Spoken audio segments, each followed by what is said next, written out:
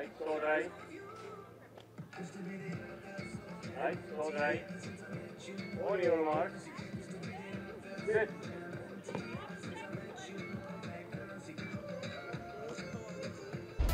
Do you sometimes wish your life was more exciting? Here we go. Diesen Sommer steht der Welt Großes bevor.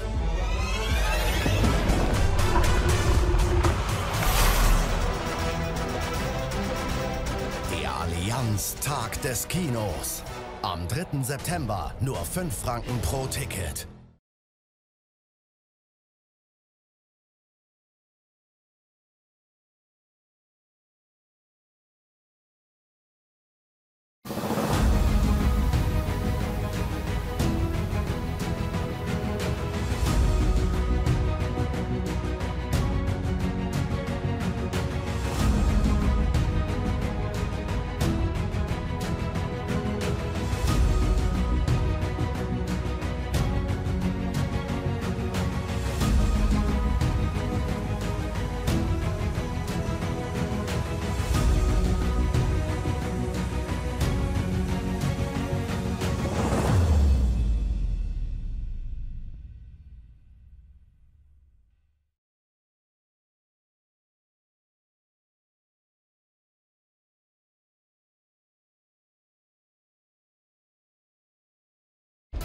Do you sometimes wish your life was more exciting?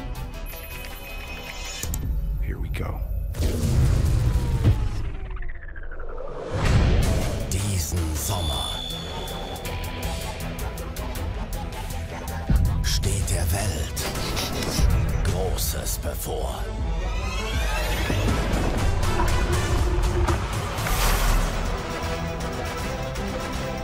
Der Allianz Tag des Kinos.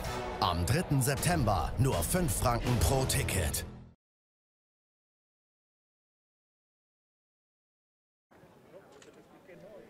Good morning and welcome to day 3 of the Nottwil 2017 World Para-Athletics Junior Championships.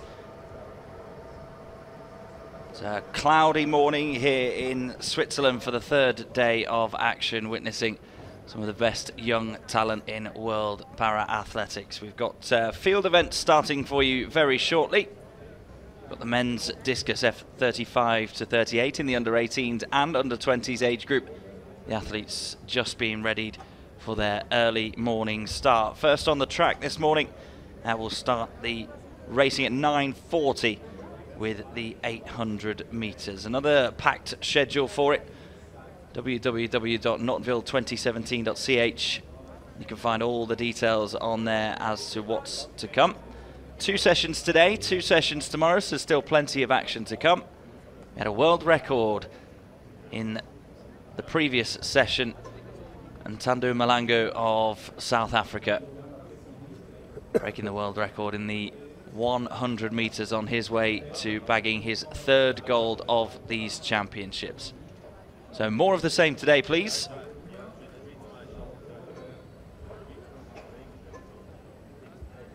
Remember, you can watch us live on Facebook or join in the conversation on social media using the hashtag Nottwil2017. That's NOTTWHEEL 2017. Let us know where you're watching around the world, who you're supporting this morning. If this is your first time tuning in, a very warm welcome to you. Just a reminder that all of the disciplines here at these World Para-Athletics Junior Championships are multi-classification disciplines. So all the athletes are working towards amassing a point score relative to their classification, and it is points that determine the destination of the medals. So there are the 8 athletes that are going to be taking part in our first event this morning, the men's discus F35 to 38.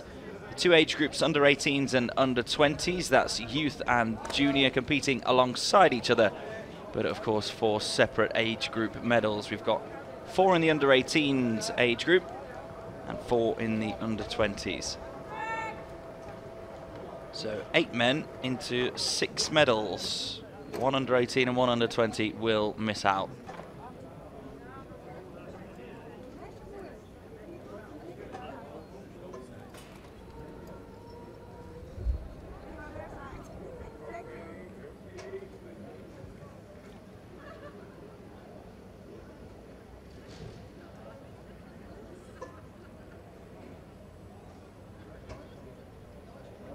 This is Rodrigo de la Torre of Mexico. Marco, gehst schnell zu der Conny.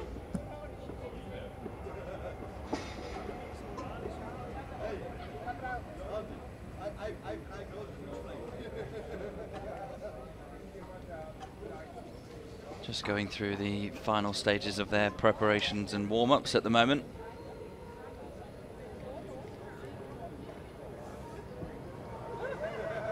De la Torre, a silver medalist, already here in Nottwil.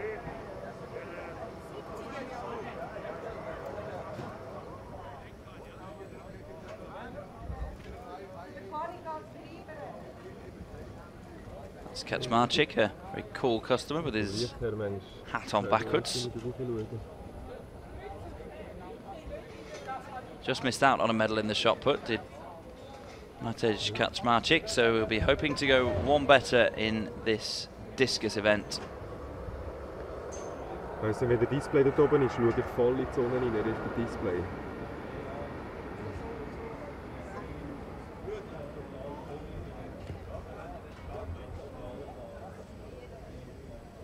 Yeah. The third man in the field, Sebastian Marcenero of Argentina. Ich sehe ihn nicht. Ich sehe nur schwarz, wenn ich da oben bin.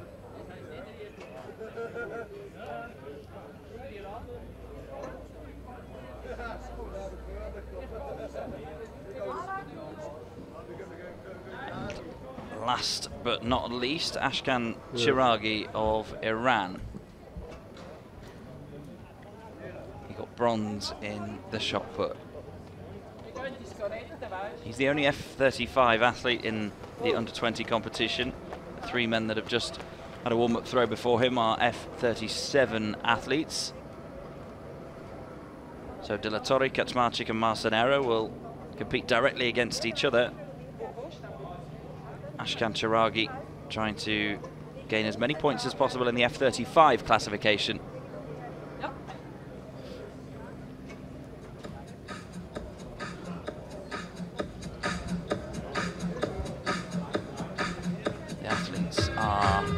Lining up, ready to be introduced to the crowd. A few people filtering in already here in Nottwil, despite the fact that it is before 9 o'clock local time. First competition, discus throw men, class 35 to 38.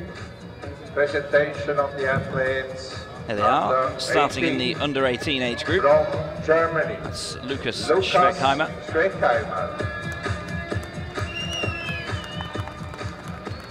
Next to him, the Czech Republic, smiley Michal Wimmer of the Czech Republic. This is Yamato Shimbo, gold medalist in the shot put already here at Nottwil. And from Poland, and the 4th man in the under 18 field, Lukas Czarnecki of Poland.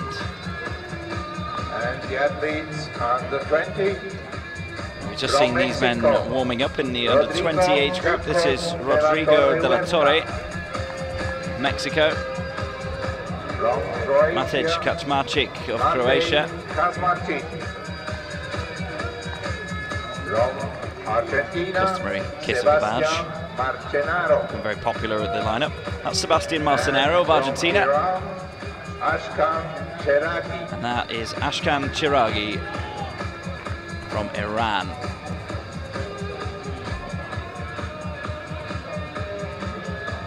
So a handful of these guys have already picked up medals here in Nottwil in the shot put event. Only one of them has competed at senior level. That's Lukas Czarnecki in the under 18 age group. Actually got a bronze at the London Senior World Championships recently in the javelin. He will compete in the javelin as well here. He's already got himself a bronze in the shot put. So he's a very powerful man indeed, Lukas Czarnecki. Also won gold last year at the World Under-23 Games in Prague, so plenty of pedigree.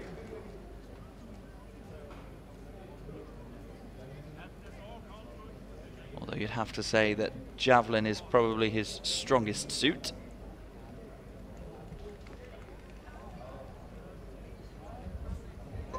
So this is Lukas Schweckheimer of Germany.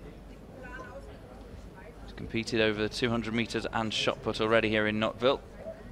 Not in the medals on either occasion.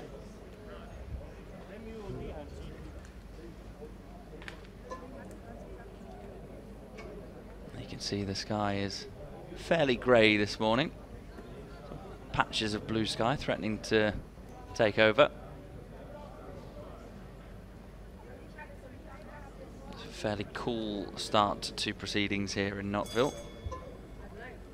Things will warm up, I'm sure, both weather-wise and in terms of the action and the amount of action that we've got going on.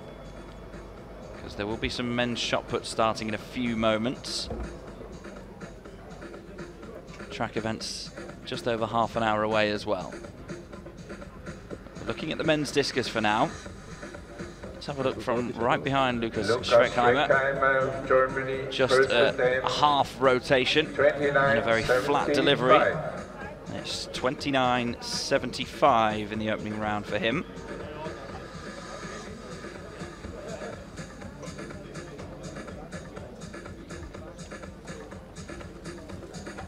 Michal Wimmer then of the Czech Republic. That's also out towards 30-ish meters. Lukas Schweckheimer just falling short of that marker. Now, all the men in the under-18s age group are F37 classified athletes, so they're all competing directly against each other. So although the distances will be calculated into points, we can judge the medal positions in this one on distance alone. That's confirmation that Schweckheimer through 29.75. And it's 27.50 for Michal Wimmer. 27.50. Solid opening throws from both of those men. Now Yamato Shimbo competing only in 2 events here at Nottwil. The shot put, he already took gold in. How he would love to walk away with the double.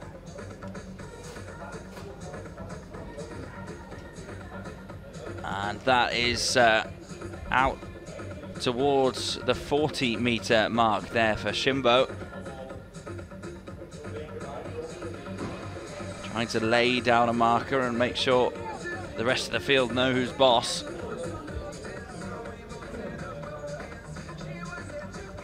Absolutely launching it. Plenty of height, plenty of power.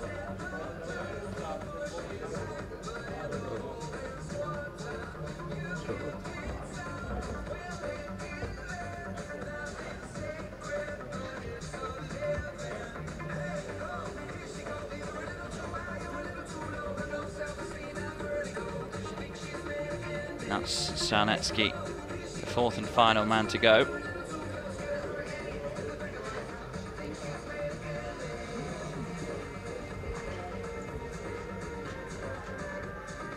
As I say, more of a javelin specialist, the Polish athlete.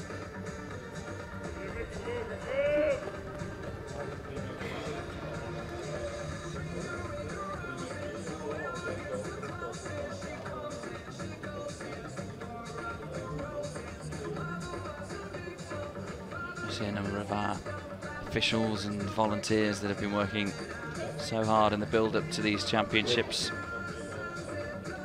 continue to do so now. We run the championships as well. 21.13 for Lukas Czarnecki in the opening round.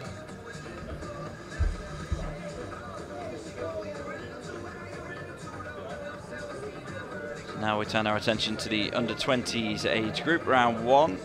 Rodrigo de la Torre of Mexico. Silver in the shot put, that unmistakable curly hair and left-handed delivery, and it's flying out towards 40 meters, maybe even a touch beyond. Excellent throw for the first athlete under 20. Rodrigo Jacob de la Torre Huerta, Mexico.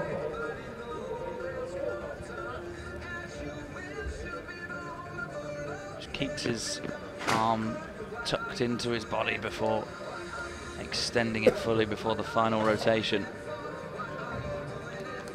Yeah, okay.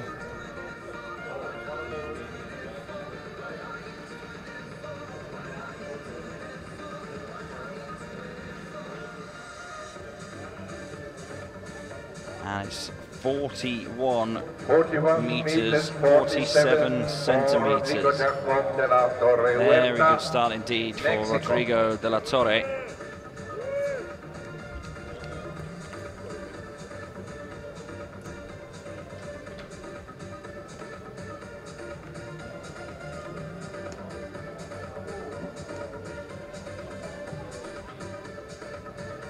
Next up, Matej Kaczmarczyk. 17-year-old from Croatia. Let's put his hats on the right way now.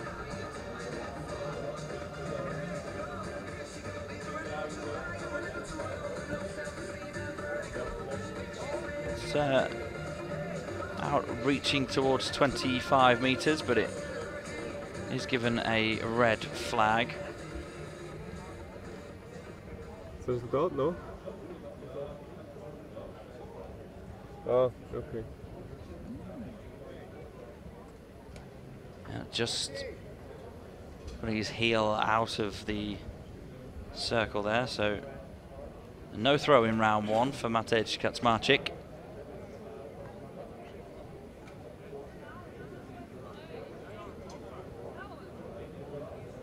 The athletes there lining up for the F42 to 47 shot put.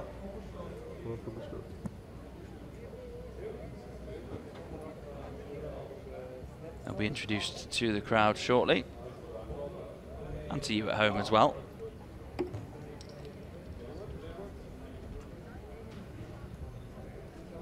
Sebastian Marcenero of Argentina has just had his first round effort in the discus, just being measured out in the space between 30 and 40 meters.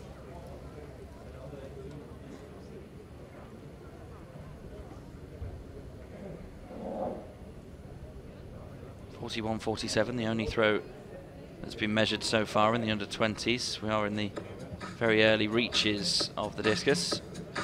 It's 35.63 for Marcenero.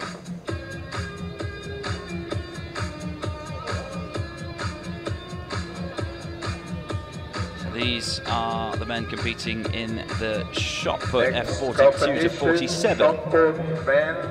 Class 42 Starting to with the 47. under-18s. Presentation of the athletes under That's Phil 18. Groller of Germany. From Germany, Phil He's got a Groller. hat-trick of medals here already in Nottwil. This is his final event, how he'd From love the to Czech take 4 from Republic, 4. Martin Adamczyk. Martin Adamczyk of the Czech Republic, From silver medalist in the Belgium, discus. Simon Klankart from Belgium. From Saudi Arabia, Sultan That's Sultan Al Zahrani of Saudi Arabia. From Croatia, Eric Fabian Kaurin of Croatia. And from Iran, Alaska. And finally in the under-18 age group, Ali Asghar Sayar And the athletes under 20 of Iran. And then into the under-20s, Mohamed Fatahjani of Iran. Fataganji rather. Jesus Leonel Bagado of Argentina. From USA, Garrison. That's Garrison Hayes of the USA. Gold in the discus for him. From Poland, Kamil Gniadek of Poland. From That's Dmitry Vasilevich of Belarus, silver medalist in the discus. And finally, Dean Janssen of Namibia completes the under-20s field. So that shot put competition is going to be taking place in the field at the same time as the discus. I can tell you that in the final throw of round 1 in the under-20 age group, Ashkan Chiragi of Iran threw 30.55 meters. So we're through round 1 in the discus. We'll rejoin that with some pictures for you very shortly. In fact, there we are.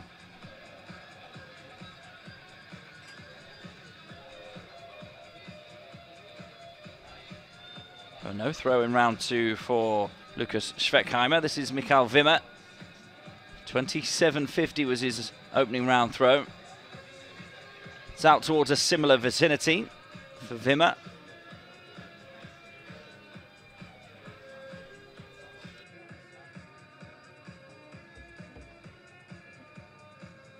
Struggled to match his competitors in the shot put. Wimmer, 5th of the 5 men in that.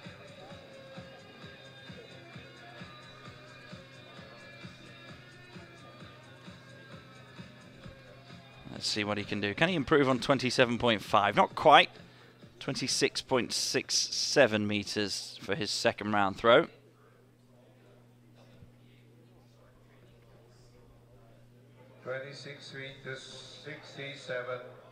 So next to go, Yamato Shimbo. Next athlete, the discus throw, Yamato He's a terrifically talented athlete, Shimbo. Very quick in his rotation, flying out towards that 40-meter mark. White flag.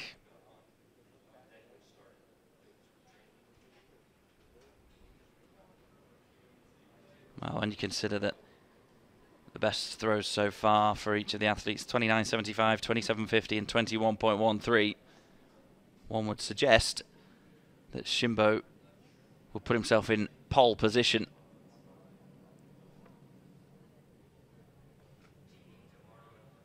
Never see 26.67 was the second round effort for Michael Wimmer, who's just gone. Let's see what Yamato Shimbo has mustered here. 38 meters 81. That's very nearly 10 meters ahead of the rest of the field. He's going to take some beating, Shimbo of Japan.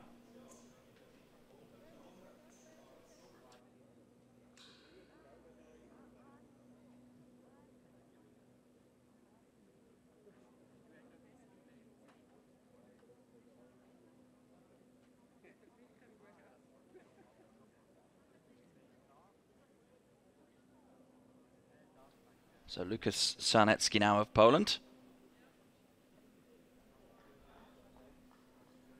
Beaten at a few senior championships already. It's a stationary delivery and a flat release. Just about within the parameters.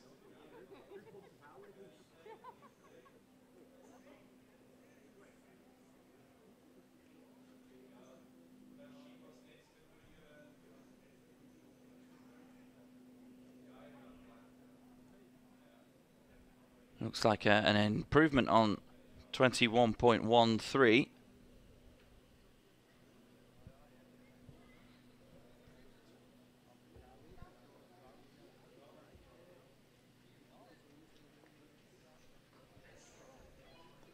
It is 24.75 for Lukas Sarnecki.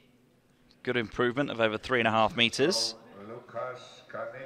Still has him 4th of 4 at the moment, but much closer to 3rd place Michael Wimmer.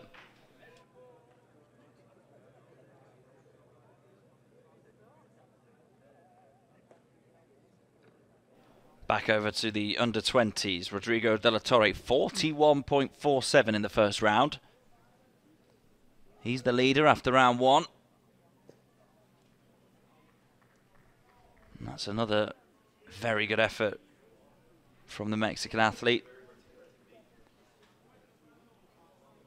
Second best in the shot put. Will be desperate to come out on top in this one.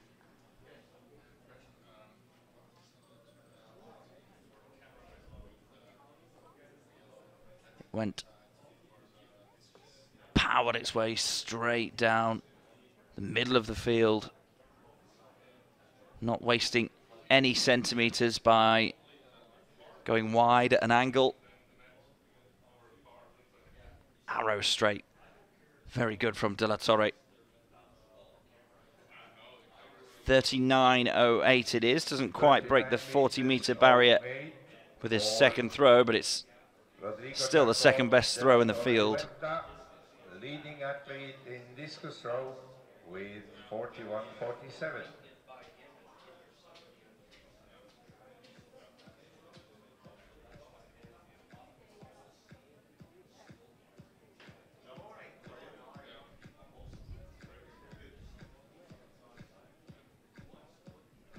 Kaczmarczyk of Croatia. No throw in the first round for him.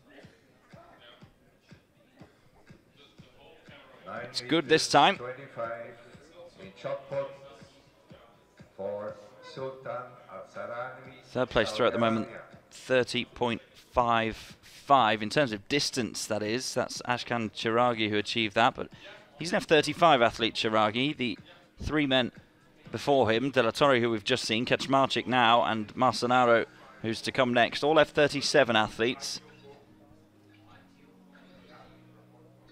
So those three competing directly against each other for distance, but then it would all be calculated on points with Chiragi's efforts included. 22.89.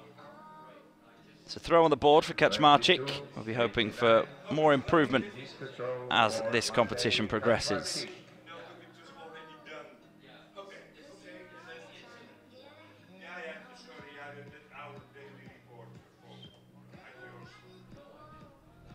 Here is Marcenaro of Argentina.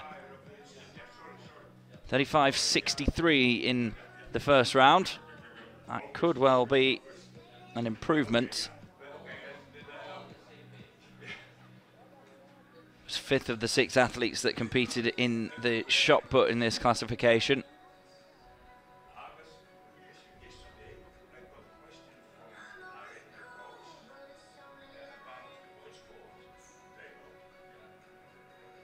So let's see what Marcenaro can manage when this is measured. 41.47 was the marker set down by Rodrigo De La Torre with the very first throw of the under-20s competition.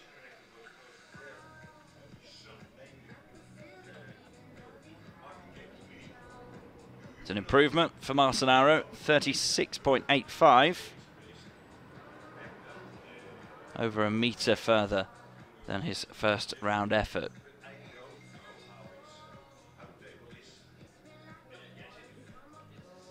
So here's Ashkan Chiragi. As I say, F35 athlete, so not competing directly for distance with the other three in this field. 36 meters, That's another decent effort out towards the 30-meter mark. 30 meters, 55 centimeters was his first round effort. Chiragi.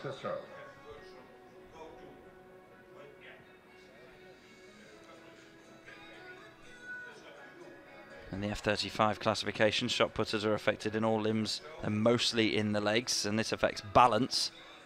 So they may adjust the way they throw to ensure they remain within the throwing circle. Chiragi very much mixing it with the F37 athletes in this one. 30.98 is an improvement for him of 43 centimeters. Next target to break 31 meters. So back in for round 3 of the under-18s competition.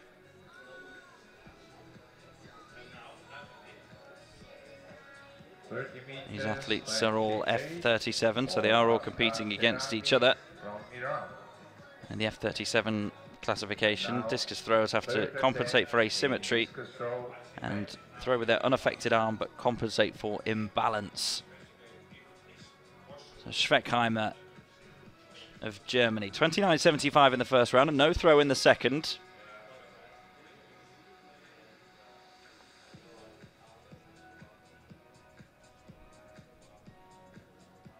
Just leaning right into that, made sure that he stayed in the circle. No foul as he did in the second. Just 25 centimetres short of the 30-metre mark last time. Let's wait and see when it flicks over to his athlete, number 44. There it is, 30.24. He has broken that 30-metre marker. And that keeps him firmly in second place in this competition. At the halfway stage for him, Michael Wimmer then, 27.50 and 26.67, his first two throws. Currently have him in bronze medal position. And again, he's achieving a similar distance.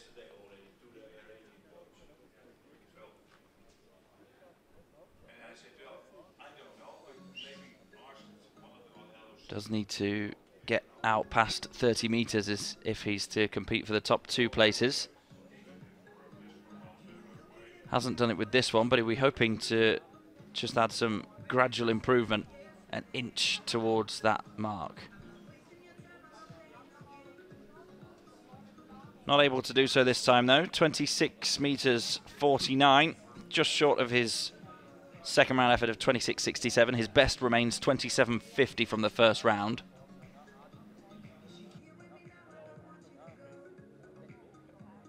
You get the feeling after the first couple of rounds that bar something extremely special, the three other athletes other than this man, Shimbo, are competing for two medals, because Shimbo launched it 38.81 metres in round two. That's out of the sector this time, though.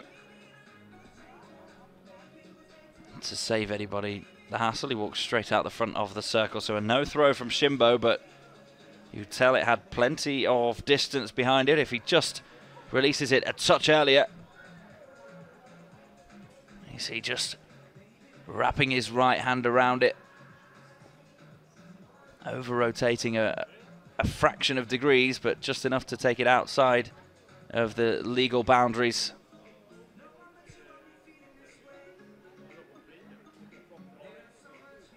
When he gets it right, though, you get the feeling he's got a 40-metre plus throw in him. Lukas Czarnecki, 24.75. In the previous round, he is out of the sector as well.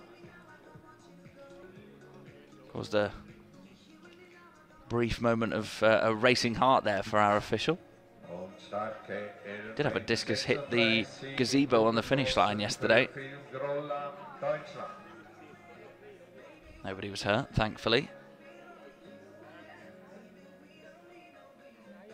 But they are fine margins within the intricacy of all the different stages of the discus throw. Now, this man we spotted on the camera yesterday with his elaborate shirts and elaborate hairdo.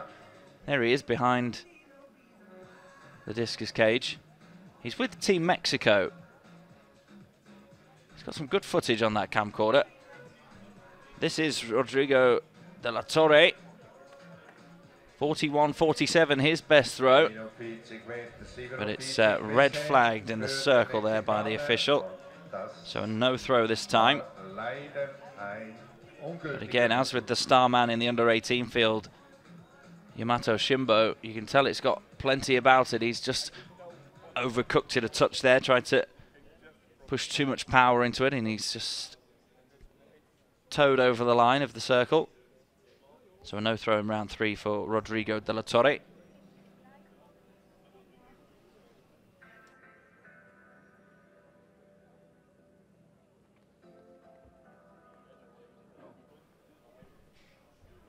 Round 3 then for Matej Kaczmarczyk. No throw in round 1, 22.89 in round 2. All the other athletes over 30 metres. And that's better, but it's red flagged.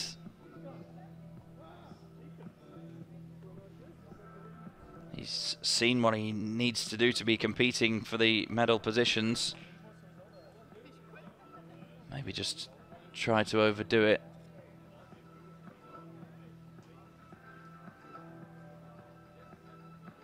And there you see it was a sort of recovery as his momentum swung him round for another half rotation.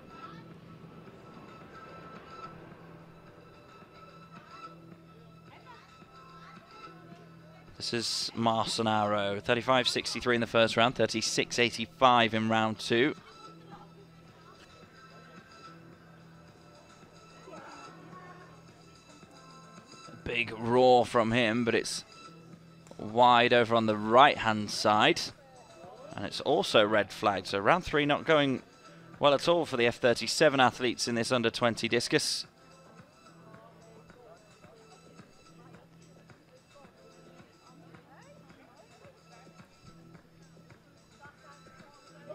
We saw De La Torre and Kaczmarczyk both foul, and now Marcenaro as well. Ashkan Chiragi, the only F35 athlete in this field. He is not at all happy with that.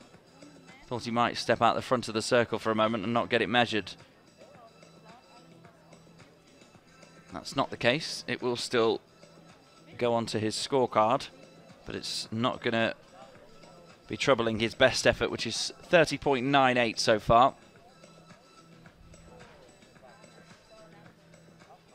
Just watch this again. It just wasn't the smoothest of processes for his third throw. In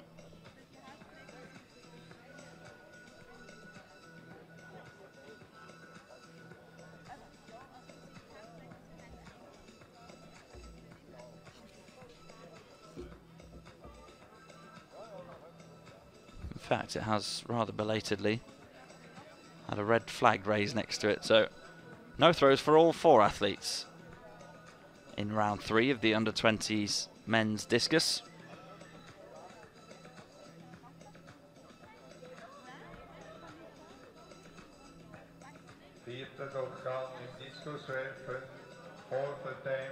So it's back into the under-18s age group for round 4. This is the man currently in second place, Lukas Schweckheimer, 30.24. And that looks pretty handy again.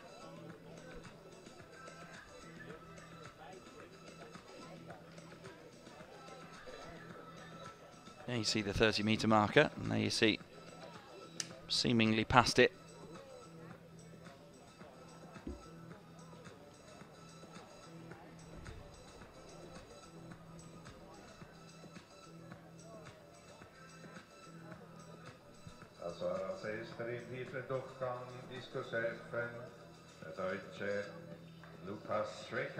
Let's see what Schweckheimer has managed this time. Is it going to be an improvement on 30.24? It is indeed. It's exactly 31 meters. So steadily improving. Lukas Schweckheimer steadily strengthening his grip on the silver medal position.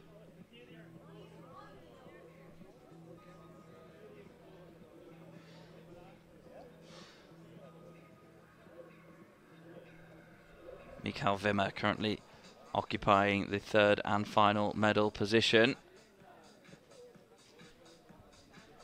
It looks like another decent effort for him. 27.50 his best throw in round 1. 26.67 and 26.49, so he's been in and around that area. He, like Schweckheimer before him, preferring to not bother with the rotation element. Just from a standing start and a half rotation, and then to explode on the turn. It's 27.16, his second best throw so far. Again, consistent. All of his throws within 1 meter and 1 centimeter of each other. Question is, can he find anything extra here on the world stage to just push himself closer to the 30-meter mark? Yamato Shimbo is bordering on 40 meters if he gets everything right. He's going to walk out the front of the circle again. Just needs things to click a touch more often, Shimbo. And he'd be a regular 40-meter thrower, you would imagine.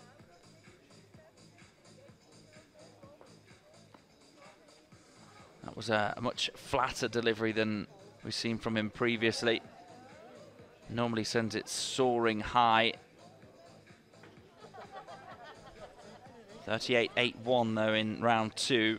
Still leads this competition by over 7 meters.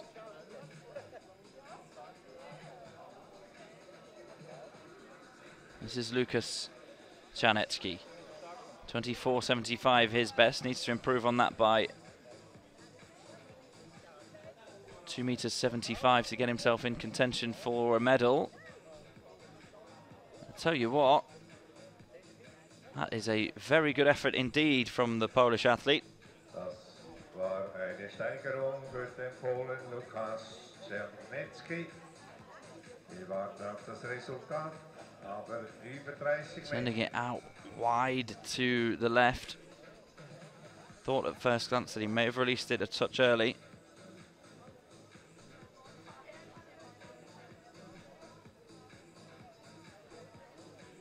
But it's 30 meters 27.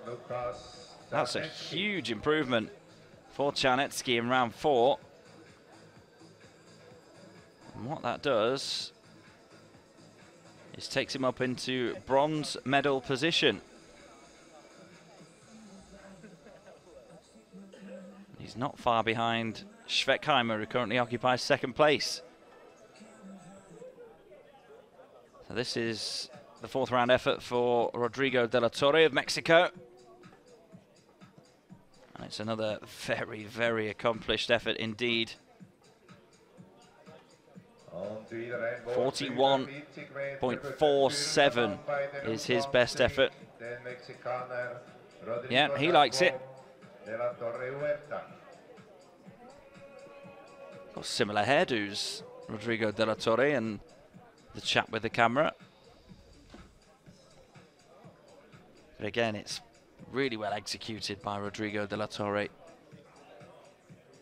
Times everything very well. And then straight down the middle of the field.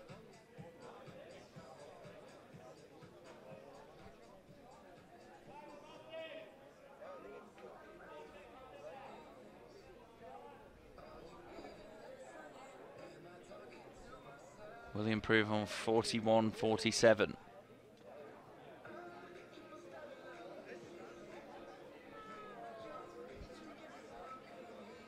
Well, there's your answer. 49.87 meters. Oh, I thought that was a bit ambitious. It's been corrected to 42.87. Somebody pressed the wrong button on the scoreboard there. As I say, it didn't look 9 meters past the 40 mark. 42.87 it is for Rodrigo de la Torre. If that had been 49.87, I feel like he would have been celebrating an awful lot more. Kaczmarczyk then of Croatia.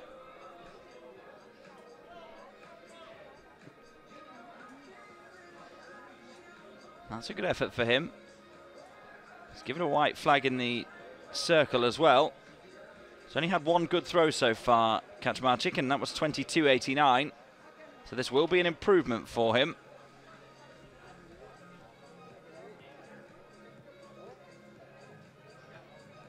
4th in the shot put here in Nottwil. Kaczmarczyk wants to put himself in the mix for a medal.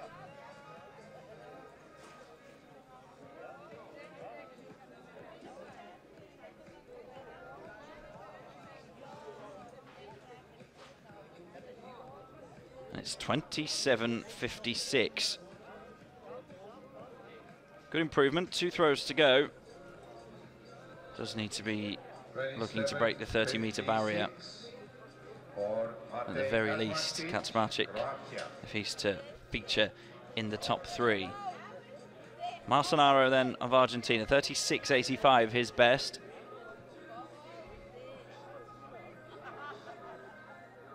Very flat left-handed delivery. It will be measured, but it won't be his best throw.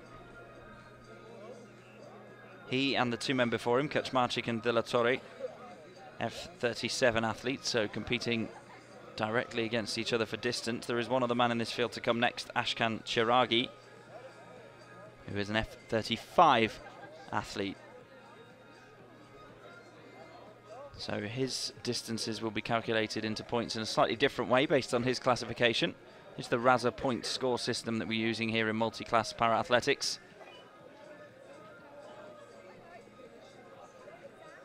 Uses world rankings from 2004 onwards to map trends in each class, as well as data from the Paralympics and the World Championships from the year 2000 onwards.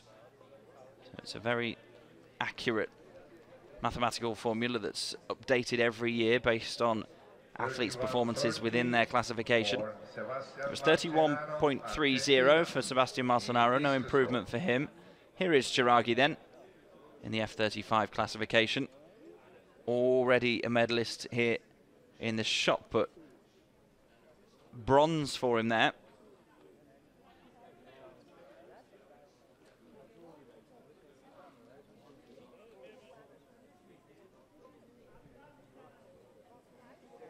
I don't know whether the official was coming to offer him some chalk there. Now has brought a cloth for him. Just making sure that everything is as he would like it. Chiragi for this next attempt. 30.98 meters in round 2 is his best.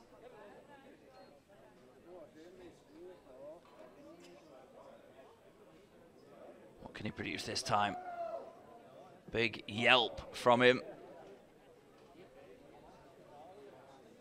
And it is out around about 30 meters, just past it.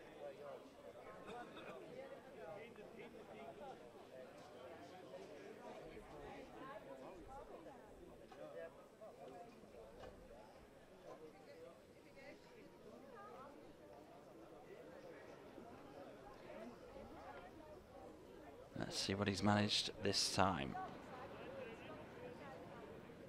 It's good for him to use the likes of Rodrigo De La Torre as someone to try and hunt down, even though he's not directly in competition in terms of distances with him. It's 30 meters 42 this time. So all 3 throws that have been measured for Chiragi are out over 30 meters. That's no improvement though on his best of 30.98. 30 meters 42 for Ashkan Chiragi, Iran.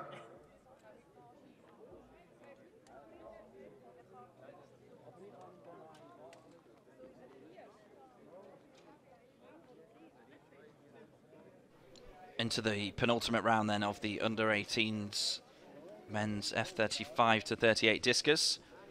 Lukas Schweckheimer. 31 meters his best. That won't be too far away from it, you wouldn't imagine.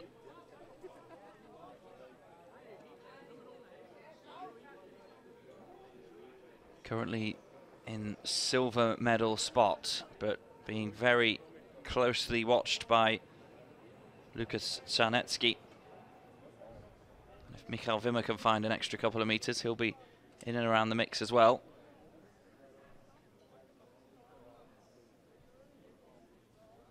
It's an improvement though for Schweckheimer of 15 centimeters, so 31.15 is now his best.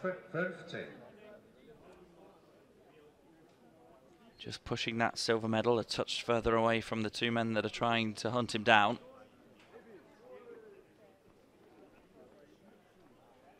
Michael Wimmer, who was in bronze medal position until round 4. 4th of 4 in the standings at the moment. 27.50 his best from round 1.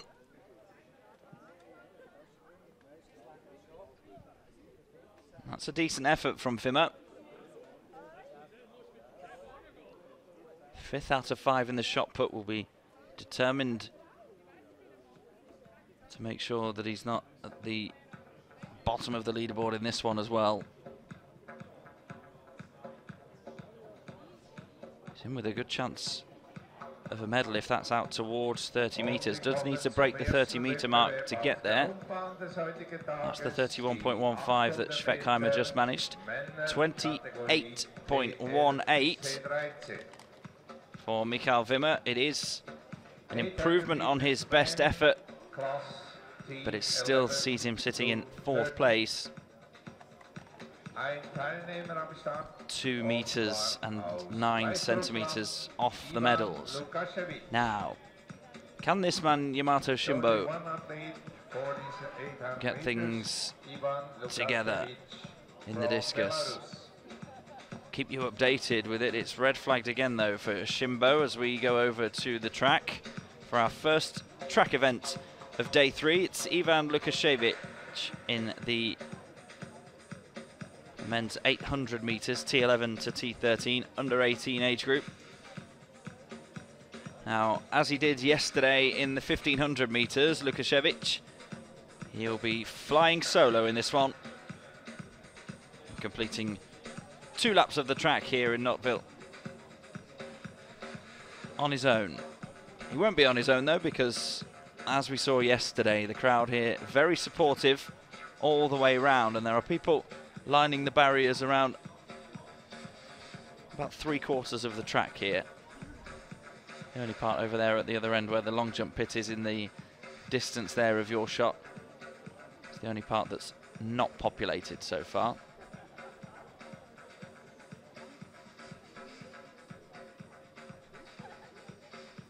So Lukashevich recently turned 17.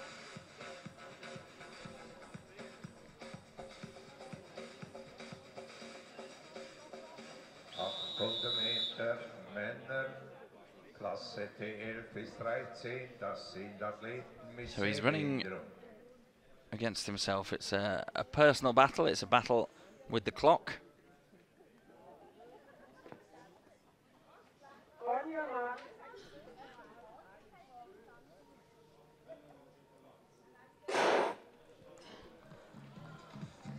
And away he goes then. 2 laps of the track for Ivan Lukashevich of Belarus. He knows what it's like to run on his own. Did it yesterday in the 1500. Here he is today, being warmly received all the way around. The top bend will be a bit quieter. That's when he'll have to push himself along.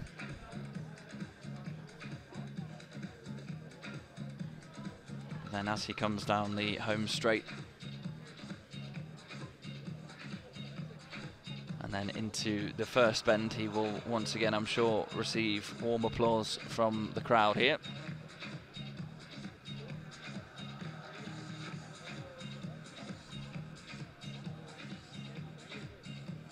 So here he comes with a lap to go. Split time unofficially at 106.87.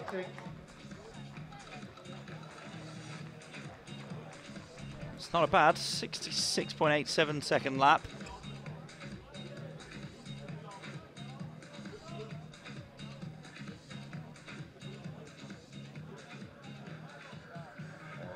Well, managed to step on it. 4:25.1 was his time in the 1500 meters yesterday.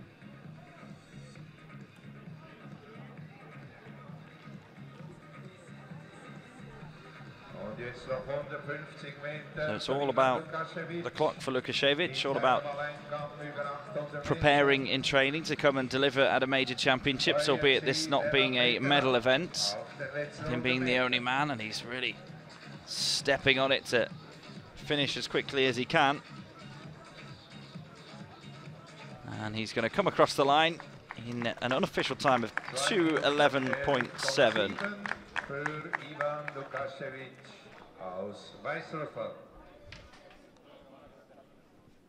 Still smiling, Ivan Lukasiewicz.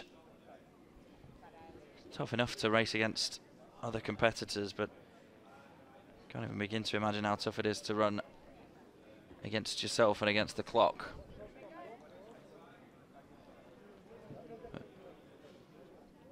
2:11.7 is what he just crossed the line in there. Another good exercise for him to see if he can produce on the biggest stage.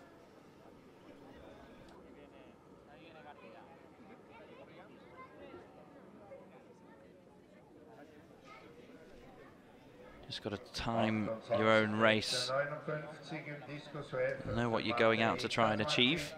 I'm sure Lukasiewicz will have discussed that with his coach.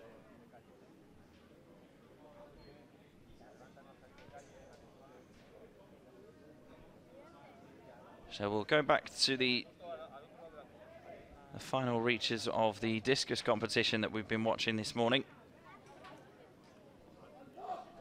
Missed a throw in the under-18 age group from Lukas Czarnecki. 30.65 he managed. That was an improvement, but still keeps him in bronze medal position. This is Chiragi in the under-20s age group. 30.98 his best.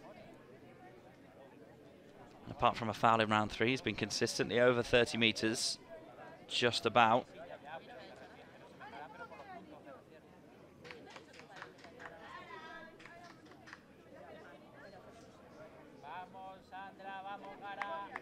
Just to bring you up to speed with what went before him. Still leading with 42.87, Rodrigo de la Torre, the F37 classification. But a reminder that Ashkan Chiragi is in the F35 classification, so his best distance at the moment is 30.98, which he achieved in round 2. That will be converted into points at the end of this competition to allow a comparison and therefore a ranking for Chiragi up against the 3 F37 rather athletes in the field. So we're over to round 6 of 6 in the under-18s. Has Schweckheimer got anything left? 31.15 in round 5 was his best.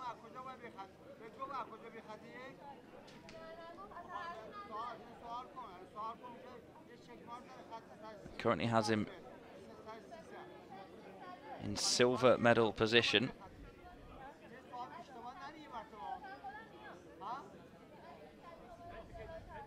But he knows that there are 2 men to come that can still catch him.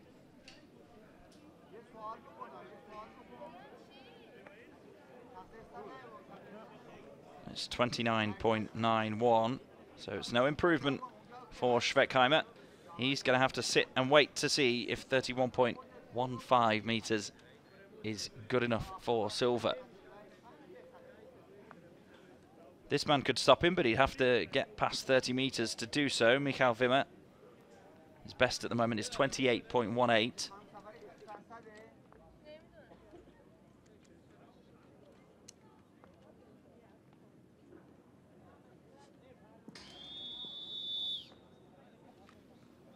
And he just Goes straight out the front of the circle there. Didn't quite come together for Michael Wimmer. So he's done all that he can. He will finish 4th. And not at all happy about it. Wimmer. 800 meters, women, class F, T11, T30. So we'll keep you up to date with the final rounds of that discus competition. But we are about to go over to the track.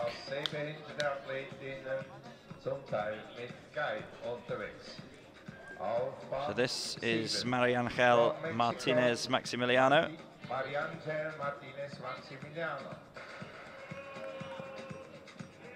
And her guide, Christian Ramirez. In 5, Hagar Safazadeh Gaderijani of Iran. On lane 3 from Mexico. In 3, Johanna Ramos of Mexico. And in lane 1 from Spain, Gara Fuentes Perez. On the inside in lane 1, Gara Fuentes.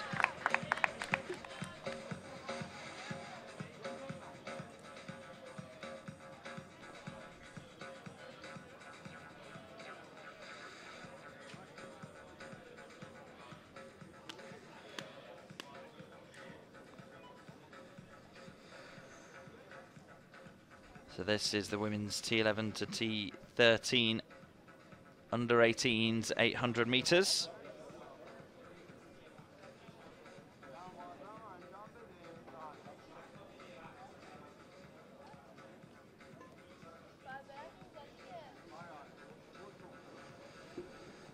Three of the 4 athletes opting to run with a guide.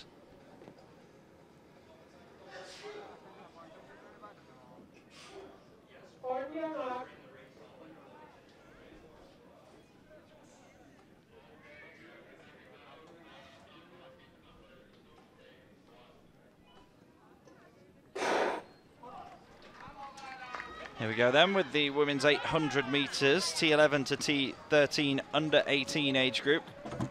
2 T11 athletes in this, 2 T12 athletes. T11 athletes, Johanna Ramos of Mexico and Mariangel Martinez, also of Mexico.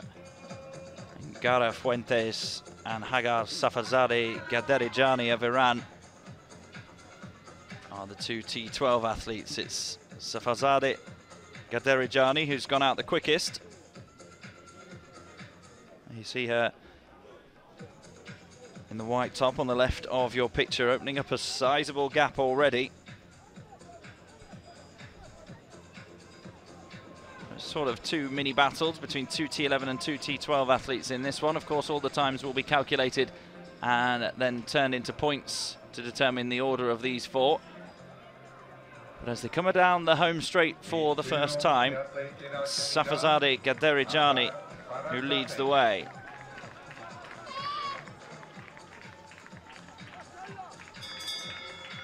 She takes the belt in front. Johanna Ramos in second, but it's very close in that chasing pack. Martinez in third. Fuentes of Spain takes the belt in 4th, but I tell you what, Safazadeh Gaderijani, if she can sustain this, she's going to win this at a canter.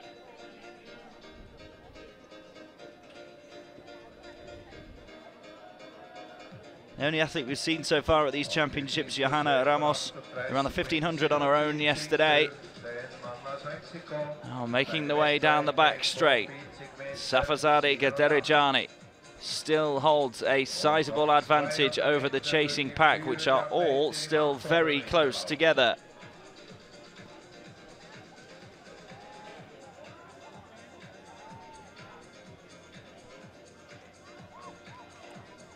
Safazadeh Gaderijani coming round the final bend. Is she now starting to tire? Has she gone out too quickly? Or will that continue to work for her? Will that gap stay big enough? Because the chasing pack are starting to close it. She has a look over her shoulder, Safazadeh Gaderijani. We've got then 3 athletes and 3 guides in a line coming through to finish strongly. Martinez of Mexico and also Fuentes Perez of Spain. Safazade Gaderajani is just going to hold on to win it on the line and collapses. Second on the line, Martinez. And then it was Fuentes Perez of Spain who crossed the line third, but you can see the sheer exertion that all of these athletes put into that. Safazade Gaderajani, she set her stall out early to go hard. She built up a big gap. That gap was shortening at an alarming rate down the home straight, but she'd built herself enough of a lead to sustain it. Remember, 2 different classifications of athletes in that race, in T11 and T12, so the order that they cross the line, not necessarily the order in which they will be finally ranked based on the points.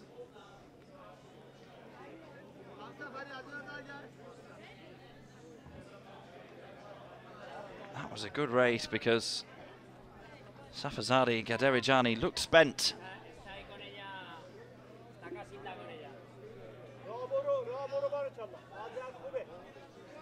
And there she is, pretty much being held up. Looking very weary indeed. She only just made it over the line. She is really, really struggling. Put everything into that. Still down on the track there is Gara Fuentes Perez of Spain.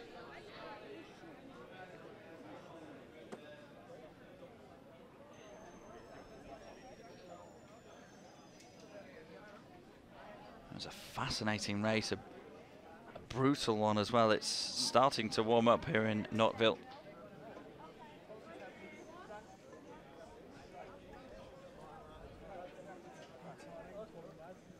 So a quick look back at the race then. You see in the white, Safazade Gaderajani. And here she had quite a considerable lead at the halfway stage. Then as the race progressed into the final 200 meters, her form was starting to drop a bit. There you see she starts to try and dig deep, the stride length shortening, the look over the shoulder to make sure she can just about stay ahead, and she didn't. There you see her tumble to the ground, as did Fuentes Perez.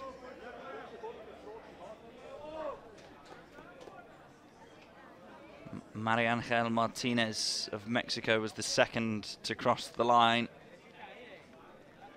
Again, T11 and T12 athletes in there, 2 of each, so points will be decisive in that one.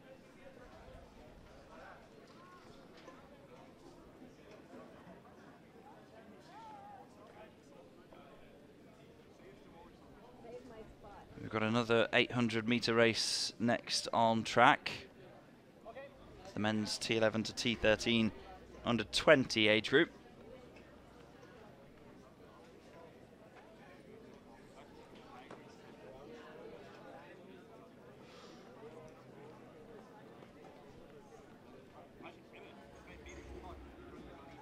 We've got 4 athletes in this one, and they are all T13 athletes, so this is a straight race on the track. 4 men, 3 medals.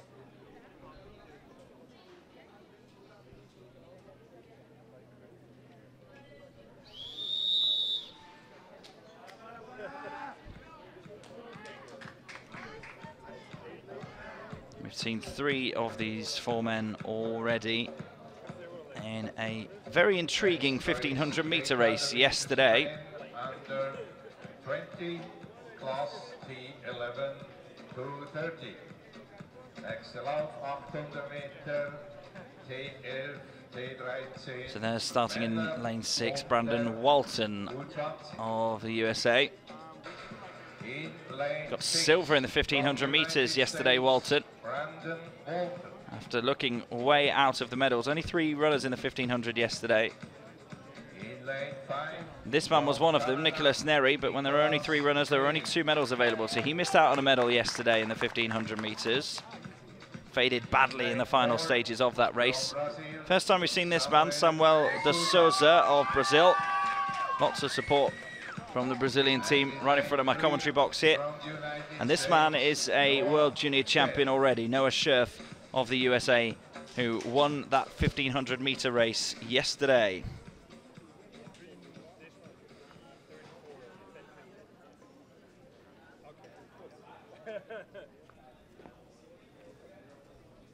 So it's the men's 800 metres, T11 to T13, under 20s final.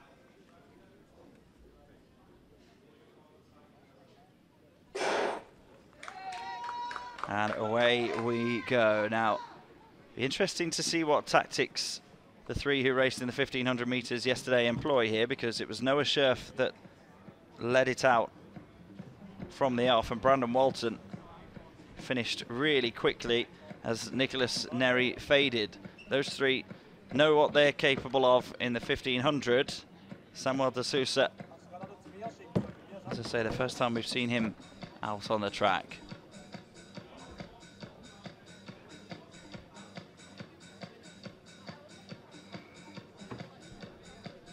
Nobody making any clear moves as they come around the top bend. It's Brandon Walton who's just about in front. This is in complete contrast to his 1500 metre run yesterday. Nicholas Neri went too hard too early in the 1500 metres yesterday, but he will take the bell just about at the front. De Souza third, and just sitting on the shoulder of him, Noah Scherf. 60 seconds, 72 for the first round. 60.32 seconds for the first lap. Now, Brandon Walton starts to motor again. Overtakes Neri. De Souza attempting to do the same. They're leaving Noah Scherf behind here, the gold medalist from the 1500 metres yesterday. It's Brandon Walton of the USA. De Souza trying to hunt him down. Those 2 look like they're going to leave Neri behind. Has Noah Scherf got anything left in the tank, or did he use it all yesterday in the 1500 metres? Remember, this is a straight race on the track, T13 classification for all of these athletes. And Brandon Walton, the silver medalist in the 1500 metres yesterday, has he got enough strength to hold off Samuel de Souza? He looks in good shape, looks very calm and composed here, Brandon Walton, and he's going to cross the line for the gold medal. De Souza is going to cross the line for silver, and just making enough progress to get bronze. Noah Scherf ahead of Nicholas Neri.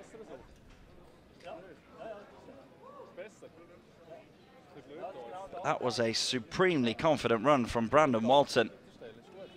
He timed his attack perfectly in the 1500 yesterday. This time he decided that he was going to be the front runner. And that's a really good run from Brandon Walton. Santa Rosa in California.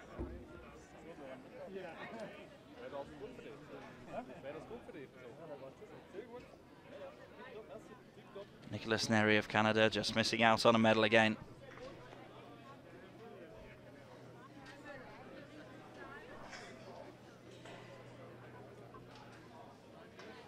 We've got the results to bring you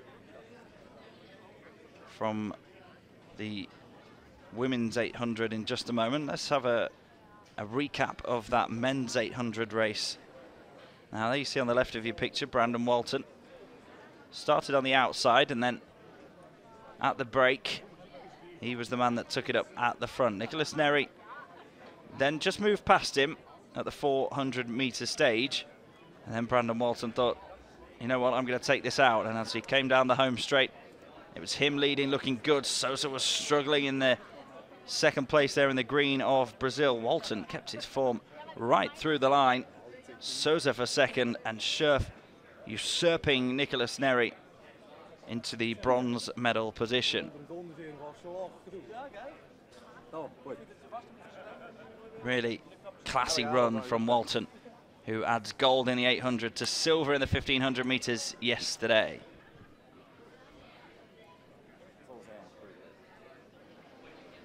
Another 800 metre event to come for you now. This is the women's under 20 T11 to T13.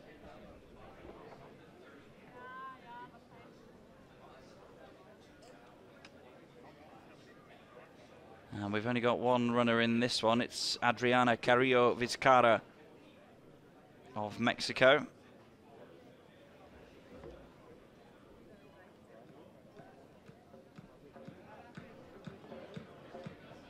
Now she's going to run with her guide Adrian Marquez, who's just run an 800-meter race in the under-18s age group with Johanna Ramos. Fair play to Adrian Marquez. There he is. He's on the right there. And Adriana Carrillo Vizcarra with a bit of Pikachu.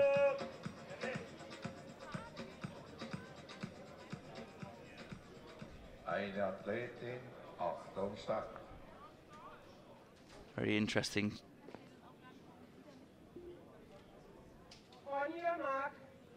First time that she's been in action here at these World Para Athletics Junior Championships. Adriana Carrillo. 2 laps of the track, guided by Adrian Marquez. As I mentioned just a moment ago, a result to bring you in the under-18s version of this race, the women's T11 to T13. Gold in that one went to Maria Angel Martinez Maximiliano of Mexico, a time of 2:42.11, 510 points. Silver for Johanna Ramos, was guided by Adrian Marquez, who's now running again in this 800-meter. 2:43.69, good enough for 474 points for the T11 athlete. And then bronze went to Gara Fuentes Perez of Spain, 2:42.38, 431 points for her. Now, the lady that crossed the line first, Hagar Safazari Gaderejani, has been disqualified on the official results. So your top 3 in the women's under-18s, T11 to T13, 800 meters, Maria Angel Martinez, Johanna Ramos, and Gara Fuentes. A lap to go here for Adriana Carrillo of Mexico.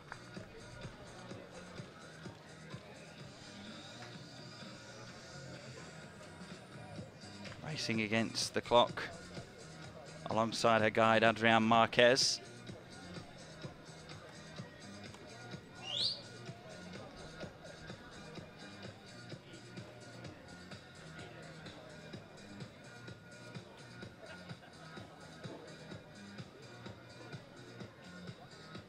Down the back straight she goes. She'll also run in the 400 meters at these championships for Carrillo.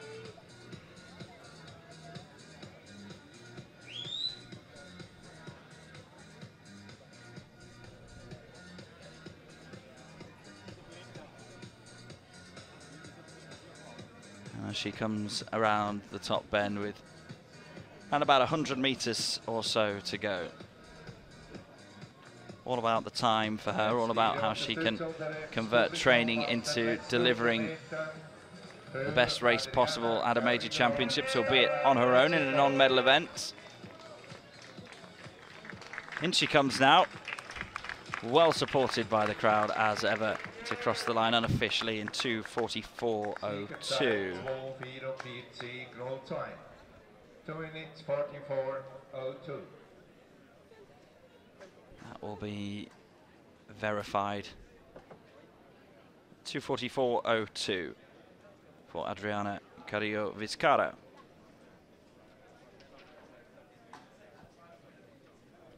The confirmed results and times and points in from our previous race in the men's T11 to T13 under 20s. It was a straight race between the T13 athletes in that one. Brandon Walton crossed the line first, 2:03.10, 607 points for him. Silver for Samuel da Souza of Brazil, 2:04.98, 529 points. And bronze to Noah Scherf of the USA, 2:05.66, 500 points for him. Nicholas Neri of Canada just missing out on a medal position, 206.27 his time for 474 points. So that was Adriana Carrillo and her guide Adrian Marquez crossing the line there in their solo 800-meter race. Next track action coming in just under 10 minutes time here from Nottwil, and that will be in the men's T33 to 34 100 meters.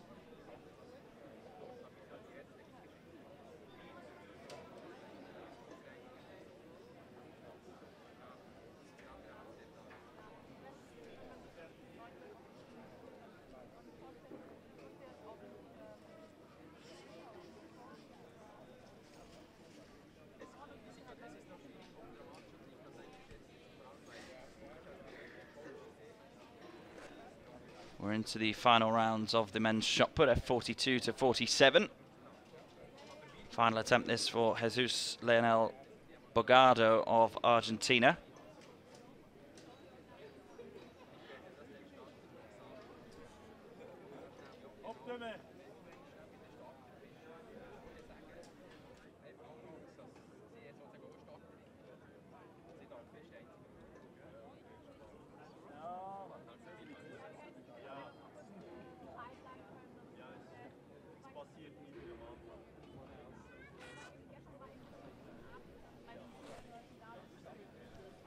And it's 10 meters, 11 centimeters for his final attempt.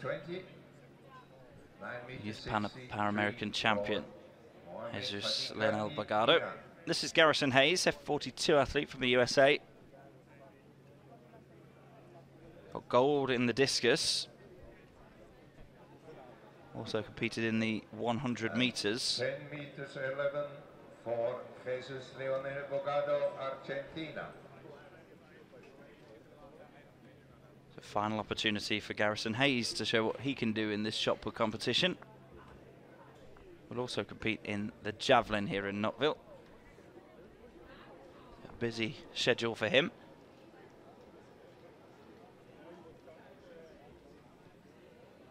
That's out into double figures for the American.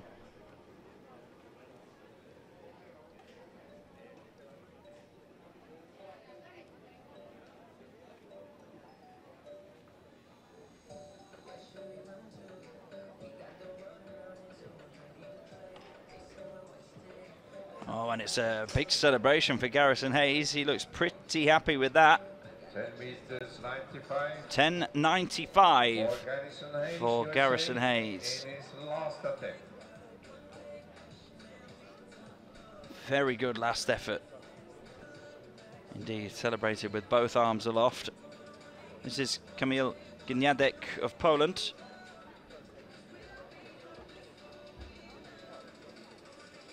One of 4 F46 athletes in this field.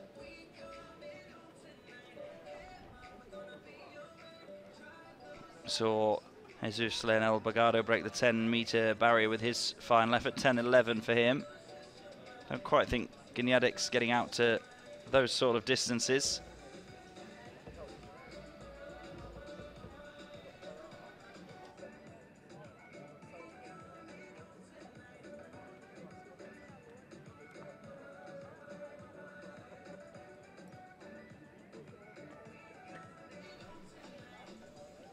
Measured at 9.44. Final contribution to this men's F42-47 shot put competition for Kamil Gniadek.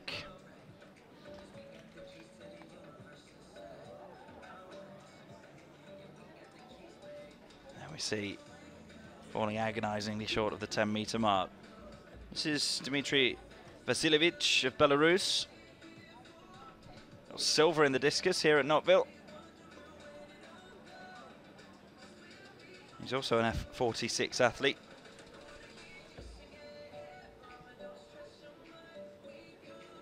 He looks like he's getting closer to double figures. So one more athlete to throw in this. That's Dean Janssen there in the blue wearing 292.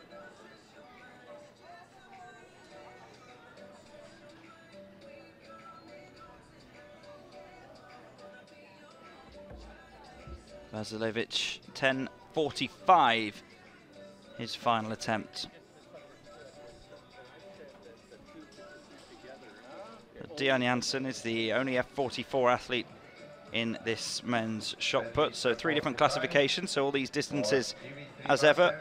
We use the RASA point score system to determine a points total based on the performance in relation to each athlete's relevant classification.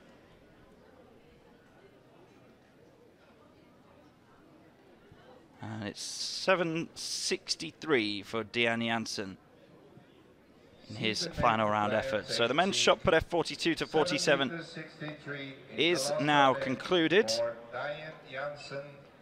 As soon as we get the results for that, we will, of course, let you know when the points have been worked out.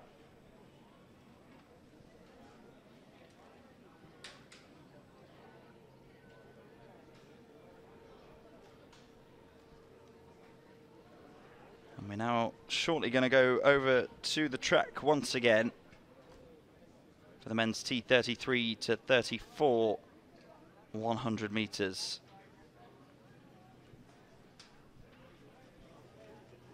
Next competition, 100 meters, wheelchair in a few minutes.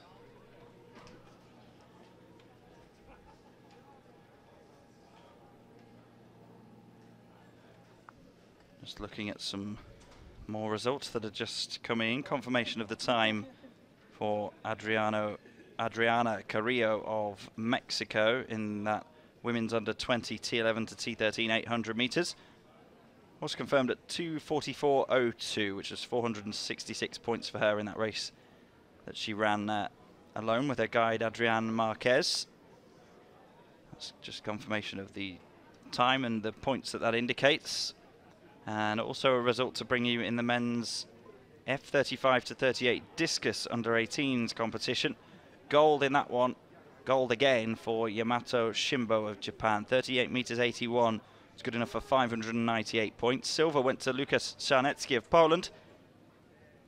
And bronze for Lukas Schweckheimer of Germany. Michael Wimmer of the Czech Republic missing out on a medal in that 4-man field.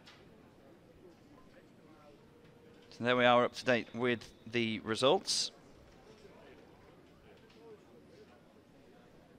Next on track, it's the men's 100 meters T33 to 34.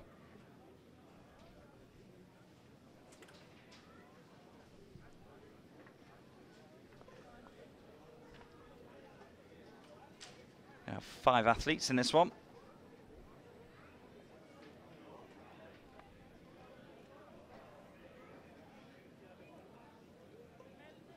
Two from United Arab Emirates, 2 from Australia, and 1 from the host nation, Switzerland.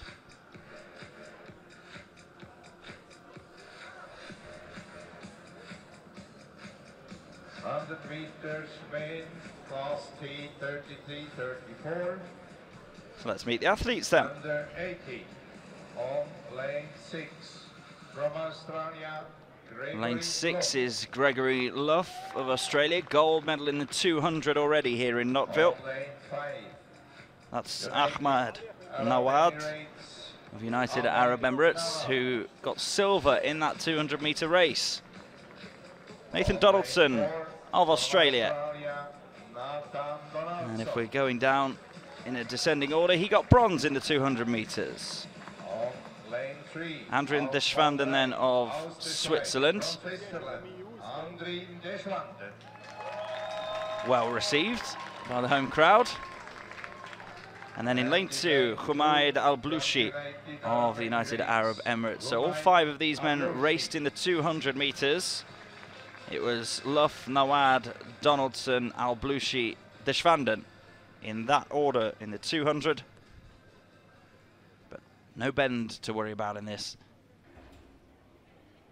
Just a straight shootout of 100 meters in the men's T33 to 34 under 18s age group.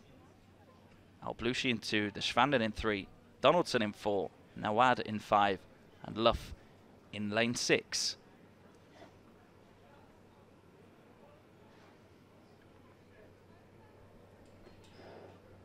away we go then. Humaid Al-Blouchi in lane 2, the only T33 athlete from lanes 3 to 6, all T34 athletes, and it's Ahmed Nawad that's just nosing in front, but now Gregory Luff is starting to motor. These two are side by side, and Luff might just have timed this right. Gregory Luff is going to cross the line in first, Nawad second. Nathan Donaldson crosses the line third, and then Humaid Al-Blouchi is fourth across the line, but remember, he's in a different classification, so the times will be worked out into points to determine the destination of the medals.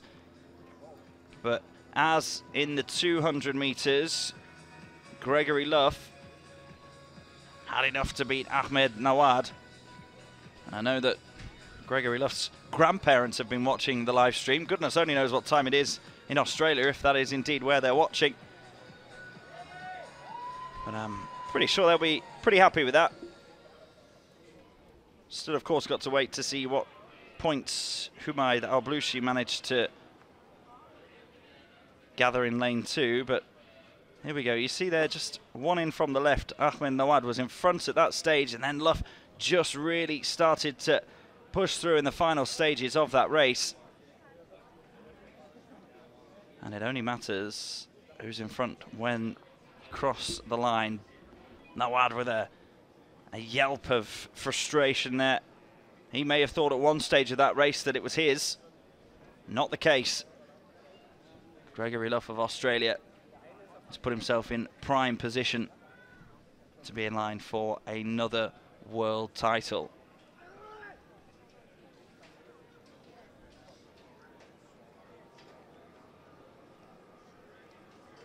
Another result coming in from one of our field events this morning in the men's F35 to F38 under 20 discus competition.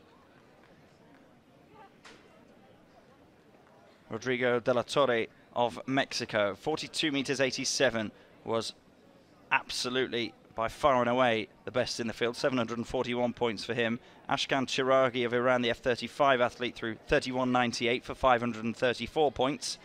Just 13 points behind him, Sebastian Marcenaro of Argentina gets bronze.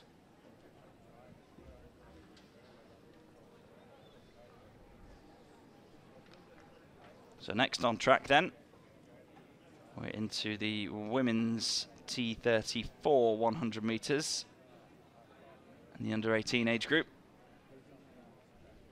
This is Sophie Munter, 14 years of age, from the USA. We've seen her over 400 and 200 already here in Nottwil. She did race those on track at the same time as her compatriot and fellow Team USA member Abby Farrell.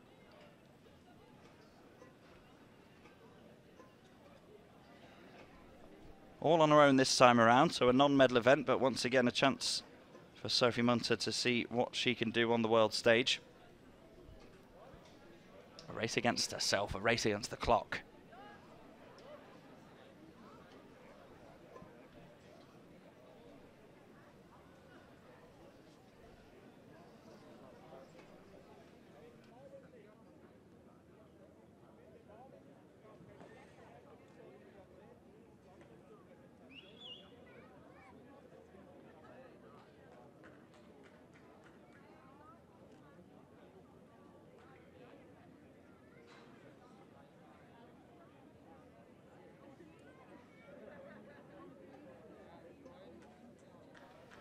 There we see, as we've moved on to the 100 meters, a lot of our supporters here have migrated to the straight to make sure that they've got the best vantage point possible with which to watch these sprint races.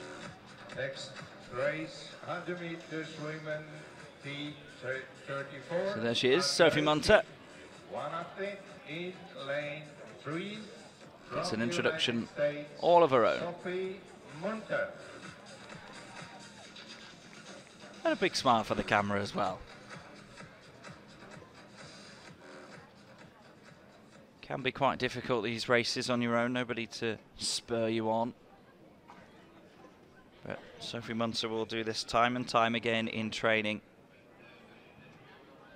And again, for these athletes, it's all about preparing for major championships. And tailoring your training to make sure that you're in the best possible shape to deliver the best possible performance when it matters the most. So here comes Sophie Munter.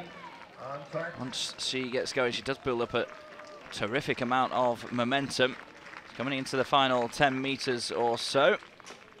And crosses the line in an unofficial time of 20.3 seconds. Well supported and encouraged all the way through that 100 meters by her teammates and members of the crowd here.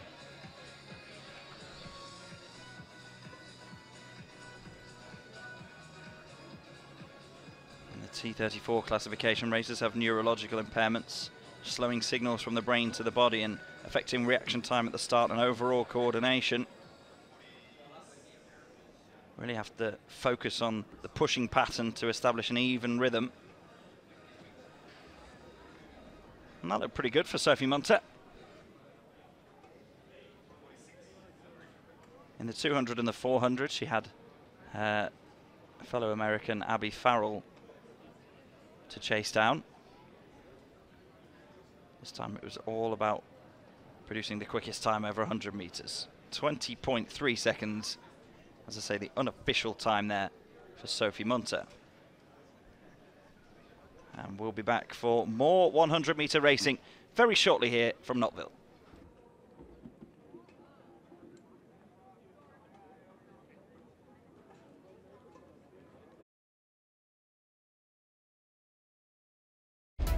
Do you sometimes wish your life was more exciting? Here we go. Diesen Sommer steht der Welt Großes bevor.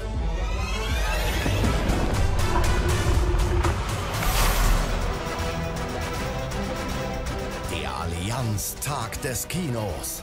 Am 3. September nur 5 Franken pro Ticket. Do you sometimes wish your life was more exciting? Welcome back. We've got more track action lined up for you right now in the men's T34 100 meters. That's Craig Boardman. We just saw Norris Foster going in lane 4 for USA.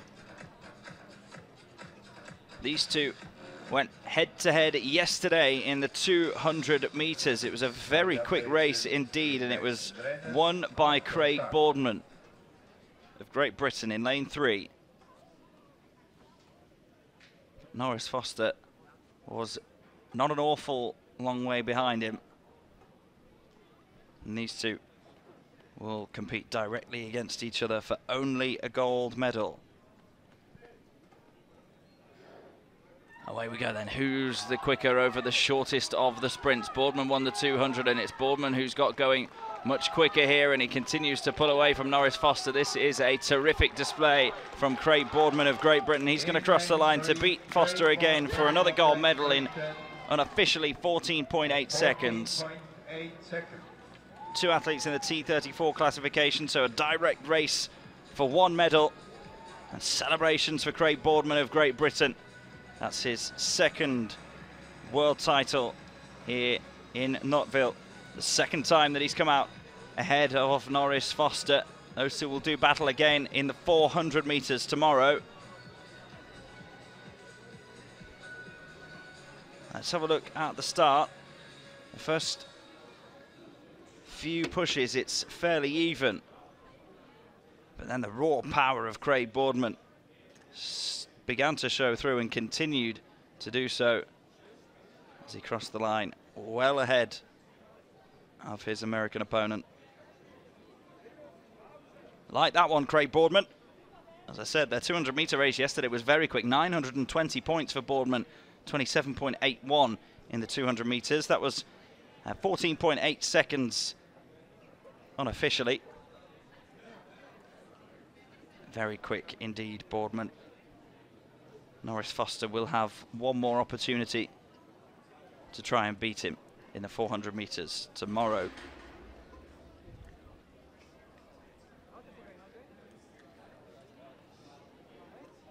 So that'll do us for track action for the moment here in Nottwil. We have got a couple of 1500 metre races to come just after 11 o'clock local time in the men's and women's T20 classifications in the under 18 age group.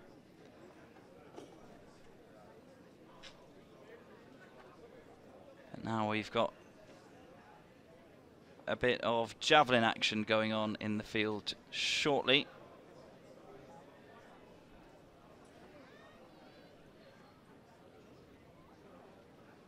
Two non-medal events to look at in the F40 to 41 classifications.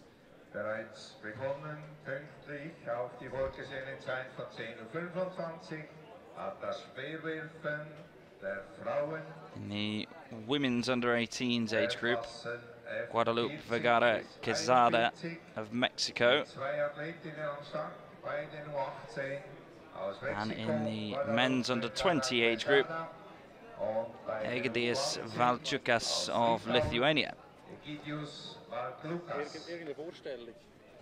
Two athletes in javelin throw, women, class F40, F41. By the under 18 from Mexico, Guadalupe Vergara Quezada, and in the category under 20 from Litovia, Egidijus Valčiukas.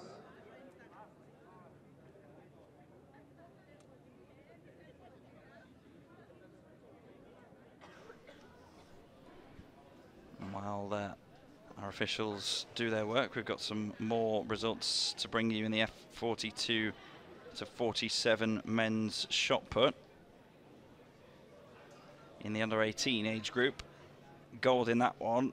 Another medal for Germany's Phil Groller, 12 meters and 2 centimeters, 602 points for him. Silver for Eric Fabian Kaurin of Croatia, 9 meters 98, 289.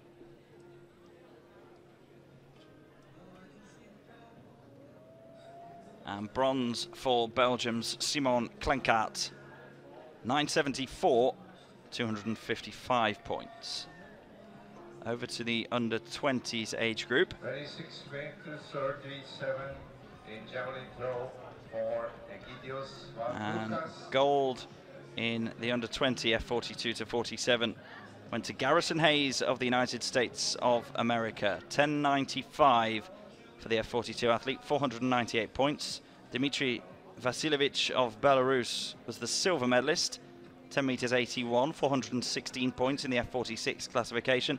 Also in the F46 classification for bronze, Mohamed Fatiganji of Iran, 10 meters 33, 342 points.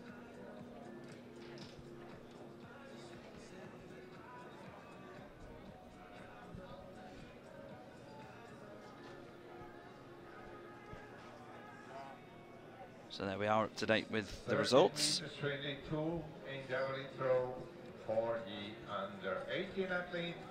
So we've got two athletes, as we say, in this F40 to 41 javelin. This is Egidijus Valčiukas of Lithuania. 26:37 last time out. Looks like another decent effort. Through 22:22 in the discus yesterday. Went alone in that one. Also alone in this one.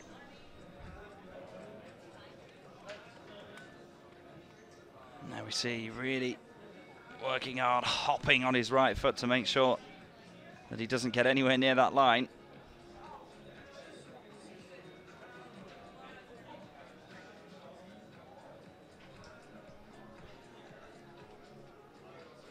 That's the 13:22 that Guadalupe Vergara Quezada managed for Mexico. There is 26:86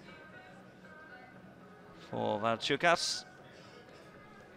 49 centimetre improvement on his previous round effort of 26.37. Another result to confirm for you then from the men's 100 metres T33 to 34. the under-18 age group. The gold medal did go the way of Gregory Luff of Australia. 17.2 seconds, 625 points for that. Silver for Ahmed Nawad of the United Arab Emirates, 17.42. Had to settle for silver behind Luff in the 200. Has to settle for silver behind Luff in the 100 as well. 574 points for him. And bronze went to Australia's Nathan Donaldson of Australia. 18.13 seconds, 412 points for him.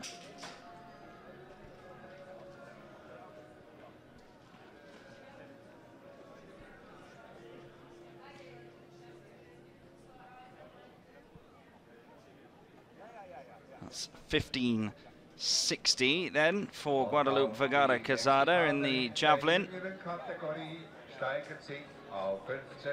Very good throw indeed. Egidijus Valchukas then, 26.86 in the previous round. Let out a huge yelp and had to work extremely hard to make sure that he didn't cross the line. Battling as he did yesterday against himself and against the tape measure.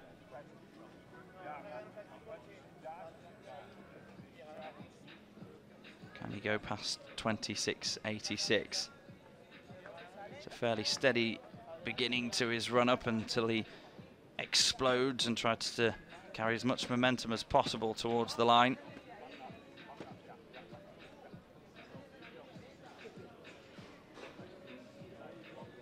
It's out towards the late 20s once again for Valchukas.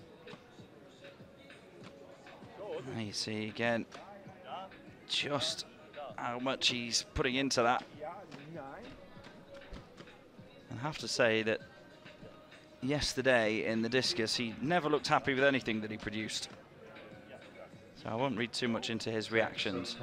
26.53 it is, consistently in and around the 26.5 meter mark. 26.37, 26.86 and now 26.53. 15.60 in the last round for Guadalupe Vergara Quezada of Mexico.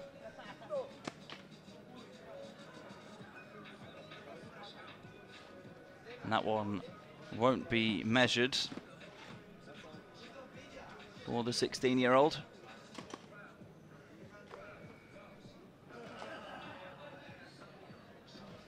She won gold in the discus yesterday.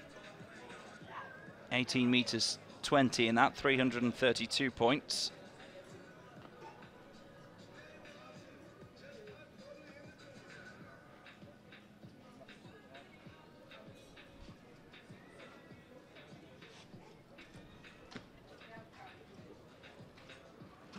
Can Valchukas get out towards and past 27 meters? It's a very, very good effort this time.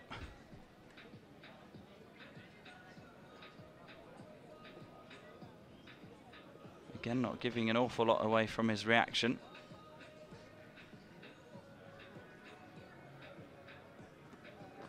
But at first glance, that seems to be one of his better ones.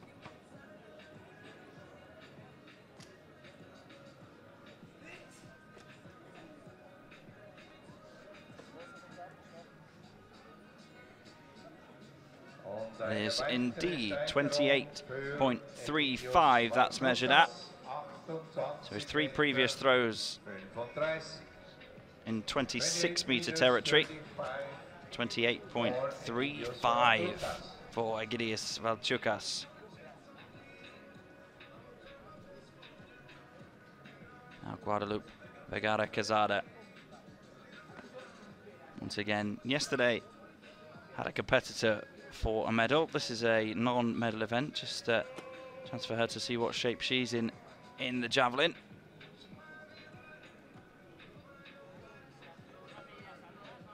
Once again, it will not be measured for Vergara Quezada.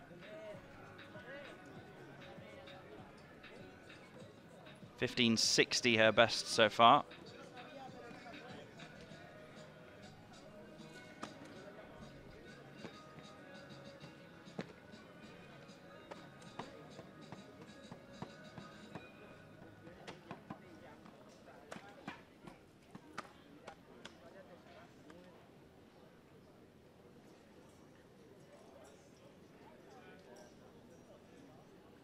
Valchukas 28.35 last time out.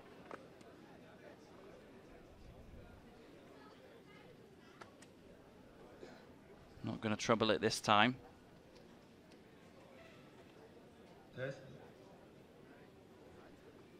Just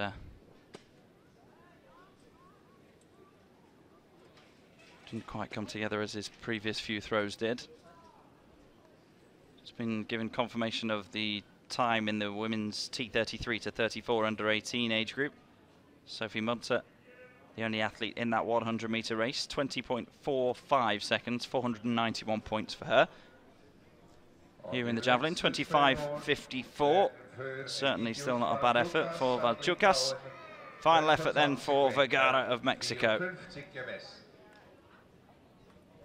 And again, it won't be measured, so she had 3 throws of 15.48, 13.22 and 15.60. And then 3 no throws.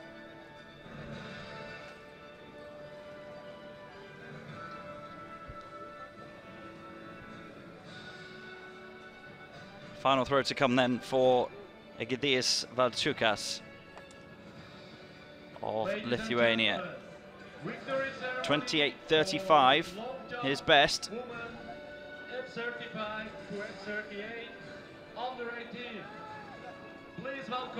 And just as we watch a replay there of Vergara's final throw, Valchukas has stepped way over the line. There you see it. So no throw in the final round, 26.86. 28.35 rather, the best for Egidius Valchukas of Lithuania, and that concludes the F40 to 41 javelin competitions.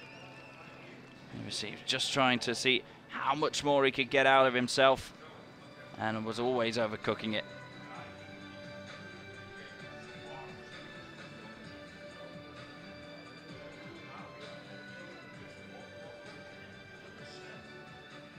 Silver medalist representing Germany, Nottwil. Got some medal ceremonies going on here at the Sports Arena Nottwil.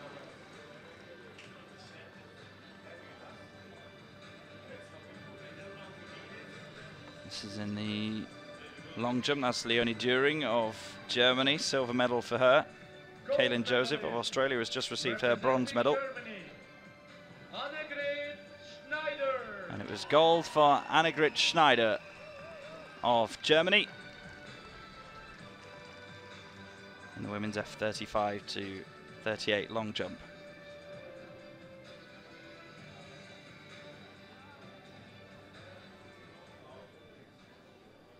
Ladies and gentlemen, the national anthem of Germany.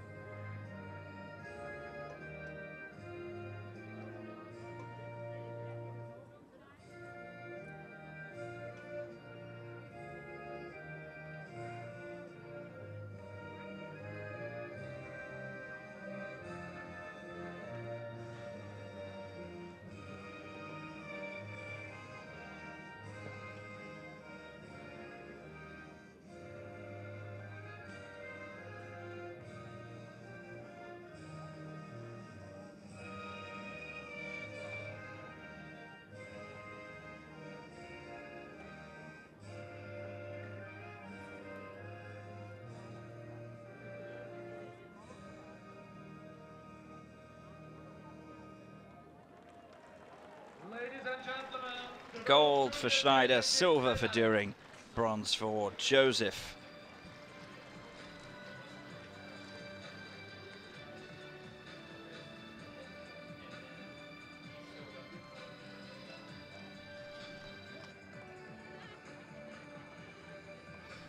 All smiles.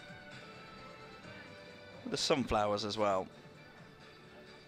Seen a lot of them dotted around the hotel and the arena here, on balconies of rooms. They've been pretty popular. Saw someone wedge one into a small bottle of water yesterday, just to try and keep it healthy in the heat. Ladies and gentlemen, victory ceremony for long jump, women, F35 to F38, under 20. So the next ceremony Please comes in the welcome the F35 to 38 long jump in the under 20 age group.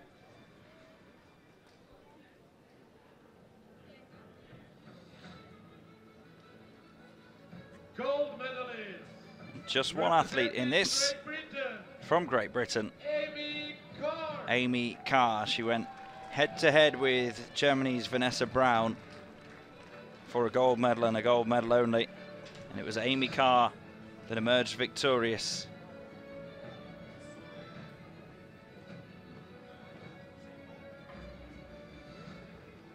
$3.97 meters, good enough for 595 points, and gold in the under 20 F35 to 38 long jump.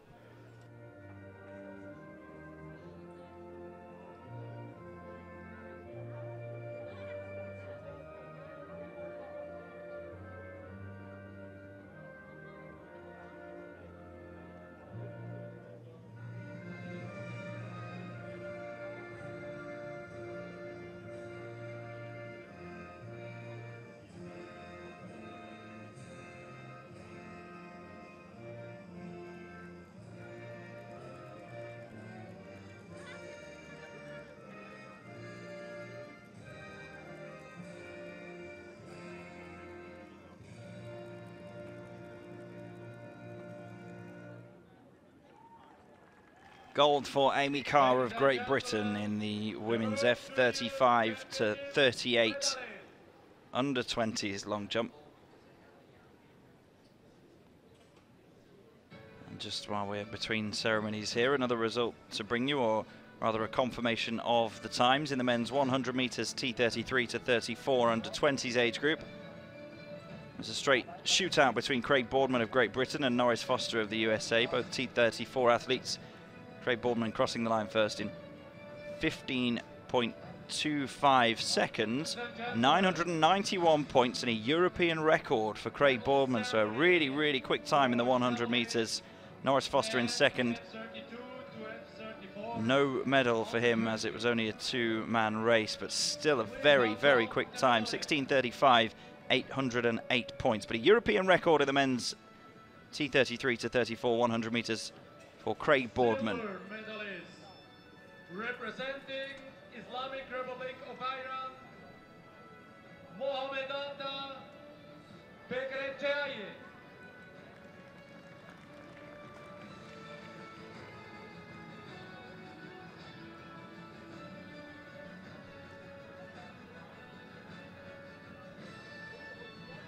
We're into a medal ceremony now for the F32 to 34 javelin. Gold medalist, representing Colombia, Diego Fernando Meneses Medina. Diego Meneses was the gold medalist in this one.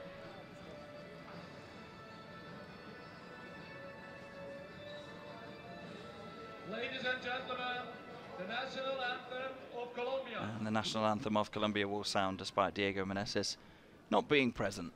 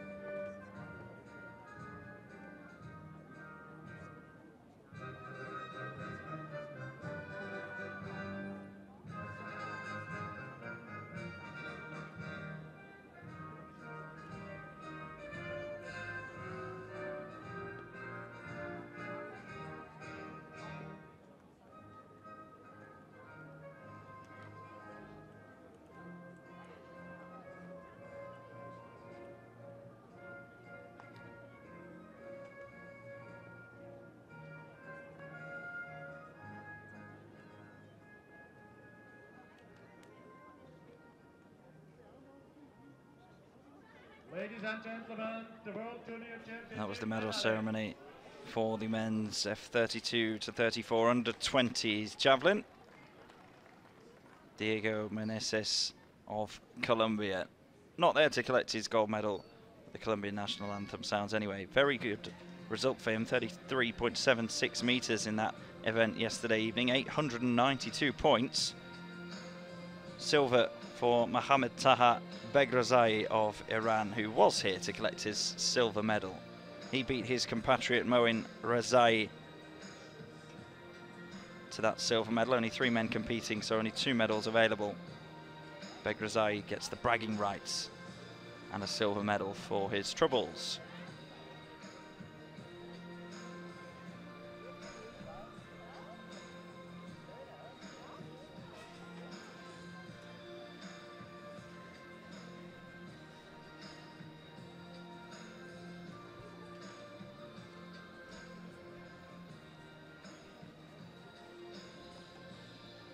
So still lots more to look forward to in the morning session of day 3 here at the World Para Athletics Junior Championships. Next on track at 11:05, so in about a quarter of an hour or so, we've got 1500 meter races in the men's and women's under 18s T20 classifications. And then we've got some 200 meters to bring you in the T11 to T13 classifications. Both men and women in the under 20 age group. So 5 more races to come this morning. And we've got shot put coming up in the field as well. So still plenty for you to enjoy here as the sun continues to shine in Nottwil.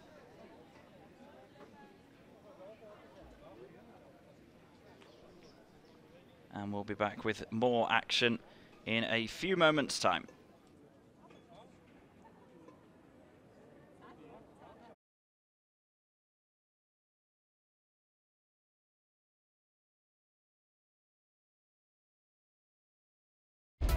Do you sometimes wish your life was more exciting? Here we go. Diesen Sommer steht der Welt Großes bevor.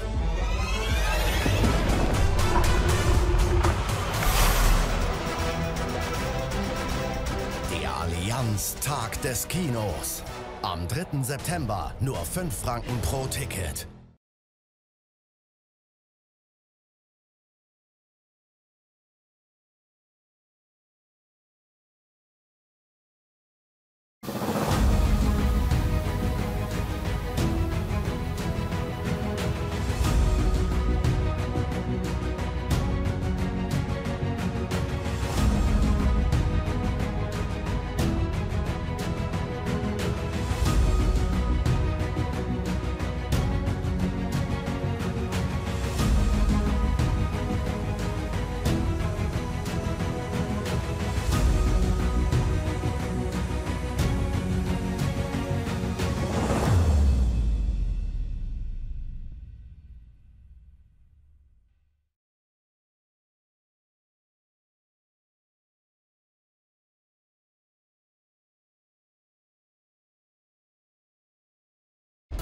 Do you sometimes wish your life was more exciting?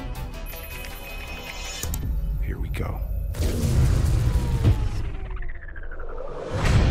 Diesen Sommer steht der Welt Großes bevor.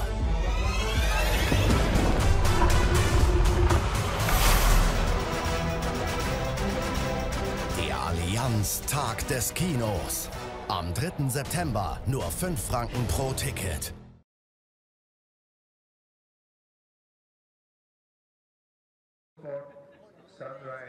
Welcome back to day 3 of the World Para Athletics Junior Championships here in Nottwil, Switzerland.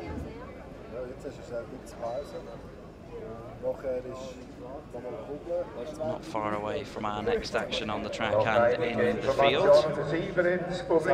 If you are just joining us, very warm welcome to you from wherever you're watching.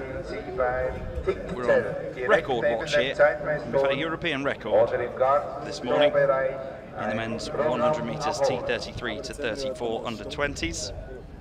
Greg Boardman of Great Britain. 15.25 seconds, 991 points. A European record for him. It's proving to be a good battle between the two athletes in the T33 to 34 classification. Both T34 athletes, Norris Foster of the USA, 16.35 seconds in that race for a very, very respectable 808 points. So we had a world record last night in the 100 metres T42 from Ntando Malangu of South Africa. We've had a European record this morning, Great Britain's Craig Boardman in the T34 classification. We keep telling you it's a quick track here at Nottwil, and that's certainly proving to be the case. Of course, well decorated stars of world para-athletics, Marlu van Rijn and Brent Lakatos have had world records here as well. It's been the home of many a World Para-Athletics Grand Prix series here in Nottwil, which makes it, of course, the perfect setting for these inaugural World Para-Athletics Junior Championships. This chap has been really enjoying himself here. I mean, we all have, but from his demeanour, I think he's been enjoying it more than anybody else. He's been following Team Mexico around with his camera. I think if we're having a camera off here, my friend, our TV camera is certainly going to beat yours. He's always wearing a loud shirt, he's always speaking quite loudly, and he's always sort of behaving quite loudly, that chap. Gute Stimmung mit dem DJ Cookie, the herbalist. He's part of a very flamboyant Mexican contingent here in Nottwil. All of the countries have brought their own character, and of course all of the individuals within each nation brought that as well. One of the countries based here at the hotel on site, some just down the road. Everybody mingling with each other.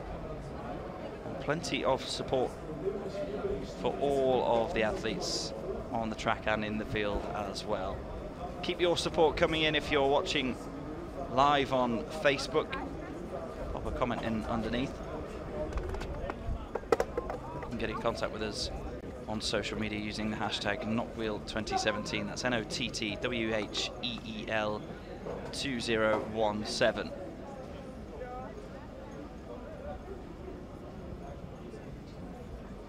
The athletes and the respective teams do read your messages.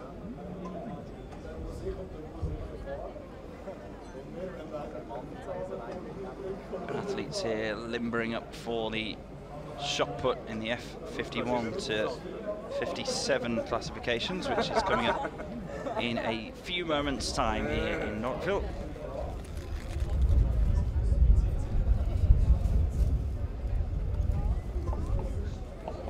Got men and women's competitions across both age groups there. Be 3 athletes in the men's under 18s F51 to F57 competition. A further 3 in the under 20s age group. And then competing on our own in a non-medal event in the women's under 20s F51 to F57 shot put with Zainab Kudazi of Iran. So that's still to come in the field. There is more shot put as well, coming up from 11:15 in the F42 to 47 classifications, again across both the under 18 and under 20 age groups. And don't forget, there's still plenty of track action to come here on day 3. So here we're looking at the shot put F51 to F57, all of the athletes who are competing put into that start list there for you. At the top of it, Zainab Kudazi in the women's under-20s. And then the three that will contest the under-18s medals, Dominic Potzikal, Saud Abdulaziz Rahmatullah, and Aliasgar Abaregi. And then the three in the under-20s, all from Iran, 3 Iranian athletes competing for 2 medals. Mohammed Hassan Mirzai Segunsara, Mahdi Gaderi, and Mahmoud Ahmadi Balataki.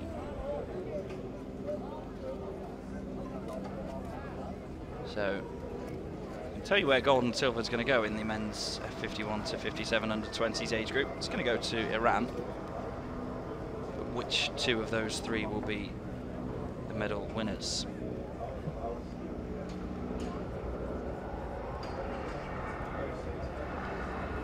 There are the markers that will be used.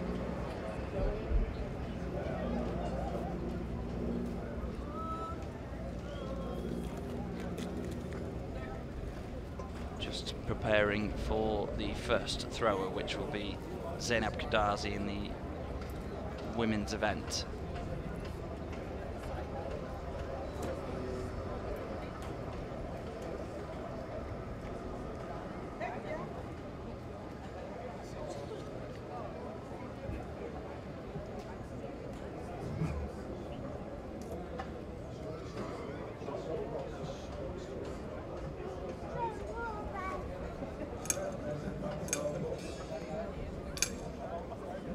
Getting warmer and warmer by the second here in Nottwil. The clouds from this morning and the breeze from this morning are both very rapidly disappearing.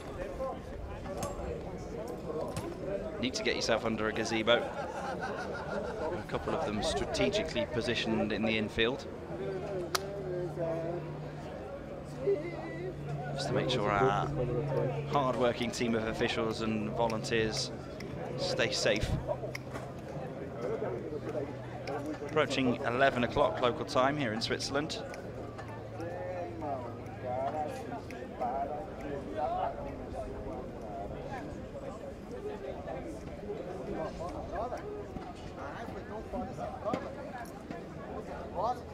Confirmation of 2 performances in the javelin F40 to F41 that we were watching a few moments ago. In the women's under-18s age group, competing on her own in a non-medal event, Guadalupe Vergara Quezada of Mexico. Her best throw 15 meters and 60 centimeters, which accrued 496 points. And in the men's under-20s in the same group of classifications, F40 to F41, Egidijus Valčiukas of Lithuania, 28.35 meters for him, which was good enough for 438 points. Again, another non-medal event, but a chance for those athletes to get a taste of what it's like to perform on the international stage.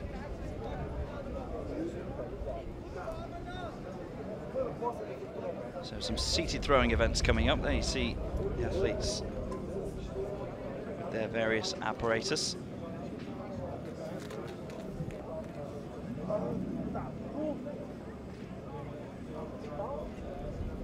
And in the seated throw events, if you've not seen them before, the athletes take all 6 of their throws consecutively, and they'll all be measured at the end. And then the next thrower will go.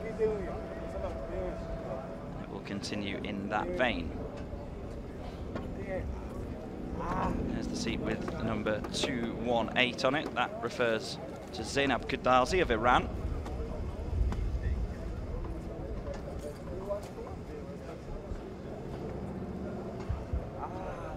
Competed on her own in the discus here already in Nottwil. Compete on her own in another non-medal event here in the shot put. A couple of members of the Canadian team enjoying the sunshine.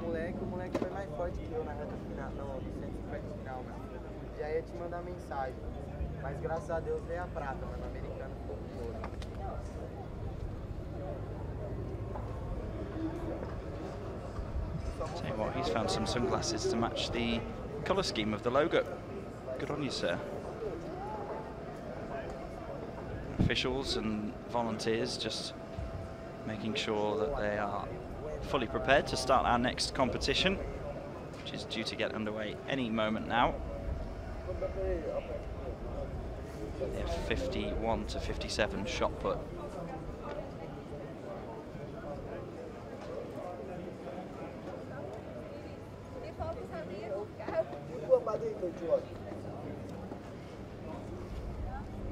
See in the background some building work, some regeneration work going on in the Swiss Paraplegic Centre, in which this sports arena is in the grounds of. Terrific facility that they are currently working hard to improve.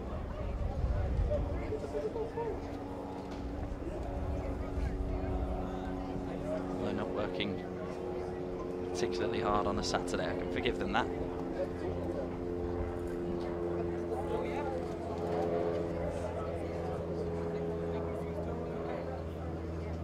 Remember, if you want to refresh your mind with the results or start lists and schedules, www.nottwil2017.ch is the web address. Find all the information that you'll need on there.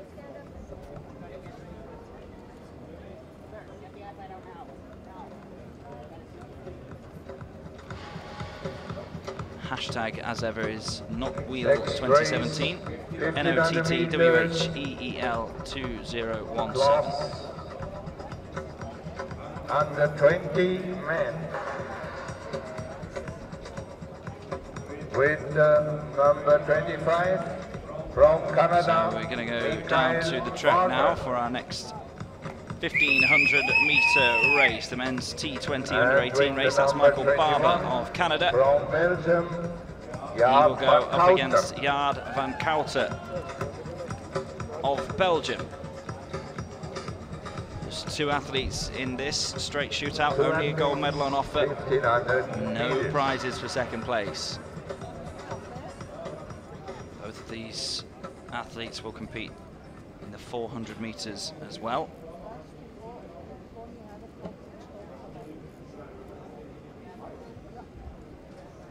It's a straight head-to-head, a 1v1.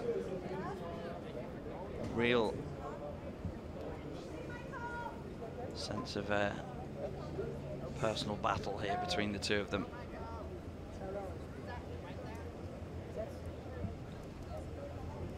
What tactics do they employ? Do you sit on the shoulder of the man that you're racing against and hope that you've got more in reserve than him in the final stages? Do you lead it out and try and make a statement early on?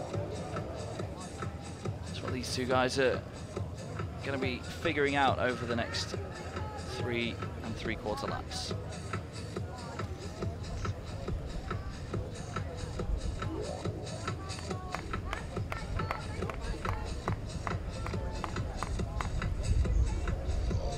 Moment is Van Kouter of Belgium, who's a step ahead of Michael Barber of Canada.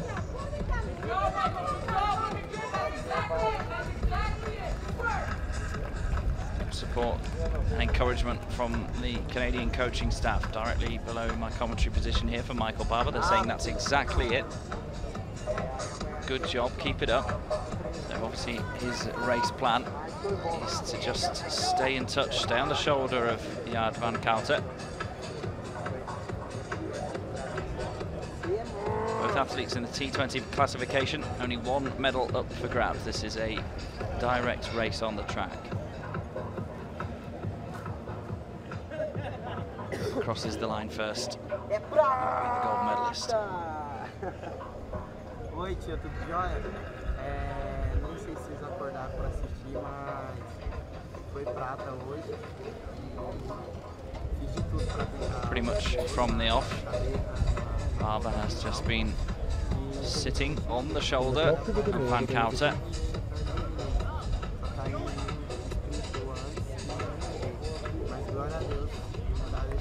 They come down the home straight once again. Still a couple of laps to go. So what the Canadian coaching team make of Michael Barber this time round.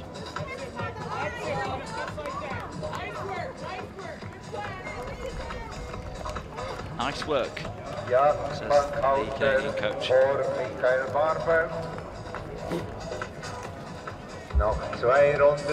It's obviously the race plan of Michael Barber to stay right where Van Coulter is. I get the feeling, unless one of these two tries to make a break at some point, that this could turn into a 1400 meter warm-up and then a 100 meter sprint.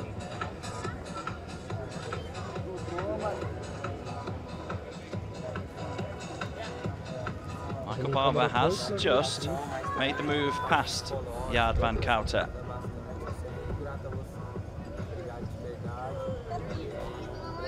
So he's now started to make a move.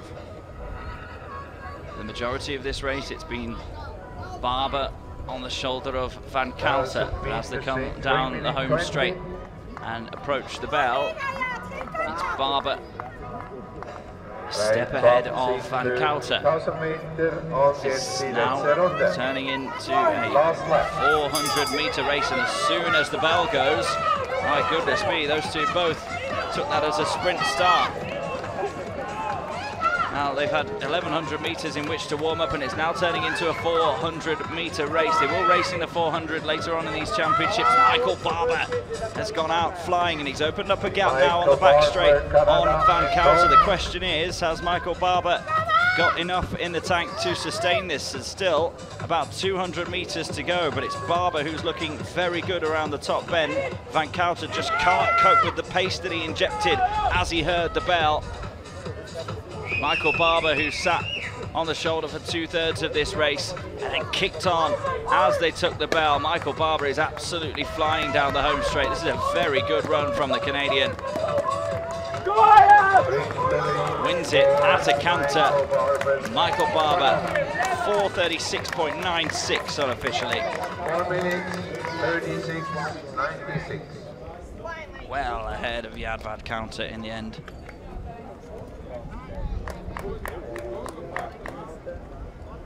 Good run from Michael Barber. That's taking it out of him. Comes over to speak to this Canadian team. Well, he will do in a few moments' time. He's just got to exit the track first. He's been handed the Canadian flag as well. He might drape it around his shoulders, Michael Barber. That was an excellent run. Just stayed in close proximity to Jaard Van Coulter in the opening couple of laps. And then said, right, we'll take each other on in a 400 meter race. And it was Barber who absolutely blasted his way through the final 400 meters. They'll take each other on again in the 400 meters here in Nottwil, so it'll be an interesting one without 1100 meters of footwork behind them. This was the state of play for much of the first half of the race, at least. Van Coulter plodding along, Barber biding his time just behind him. 2 laps to go, that was the case. And then on that lap, Barber just put himself in front, and then look at that, as soon as they heard the bell, Barber went for it. A couple of glances over his shoulder, and then just put in the hard work, and as he came into the home straight here, Van Coulter was struggling. And Barber crossed the line, 4:36.96 to win the men's 1500 meters T20 under 18. Big smile from him as well. The Canadian team on this near side very much appreciated that performance.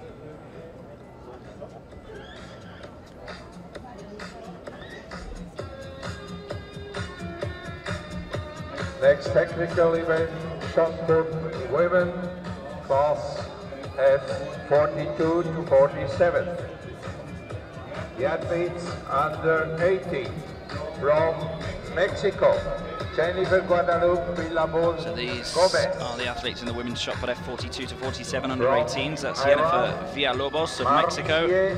That's Marzieh Ghassemi of Iran. Her compatriot Fatima Ansari, also of Iran. 3 athletes in that under 18 competition. And competing in a non-medal event in the under 20s age group, Saidi Abdullahi, also of Iran. That's in the women's F42 to 47 shot put. There's also F51 to 57 shot put taking place in the field at the moment.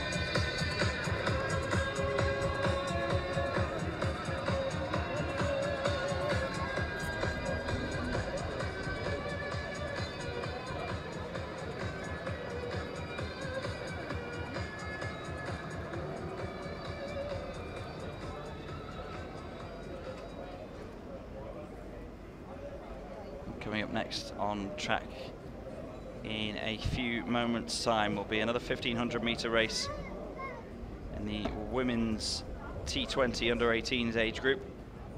Be another 1v1. We've seen Gezer of Turkey versus Yasmin Keskinsoy of Turkey.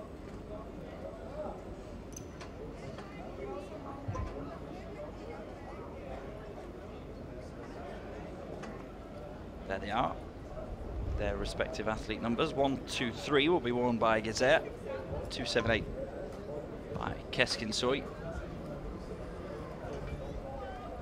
Seen Gezer here in Nottwil already. She got silver in the long jump.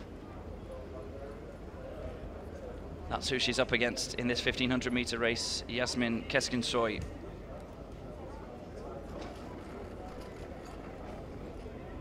Both of these athletes competed recently in London. Gezer won quite surprisingly the bronze in the 800 meters.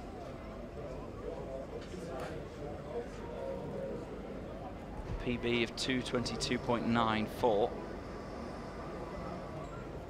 Keskinsoy competed in the 400 meters.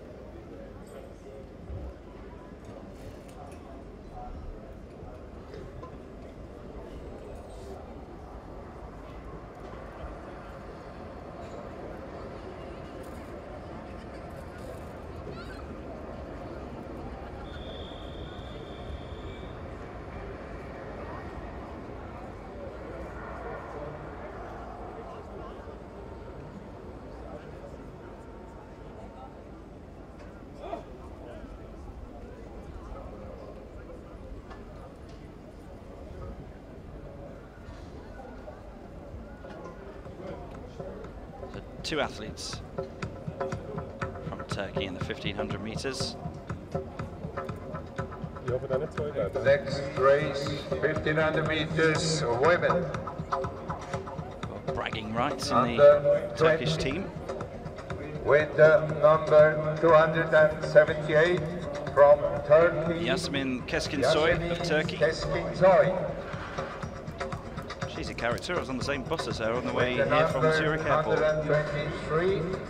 This is Musin Gezer, also of Turkey. Gezer. 2 athletes, 1500 meters, 1500 meter med Frauen after start. 1500 meters then in the T20 classification. Springst nachher.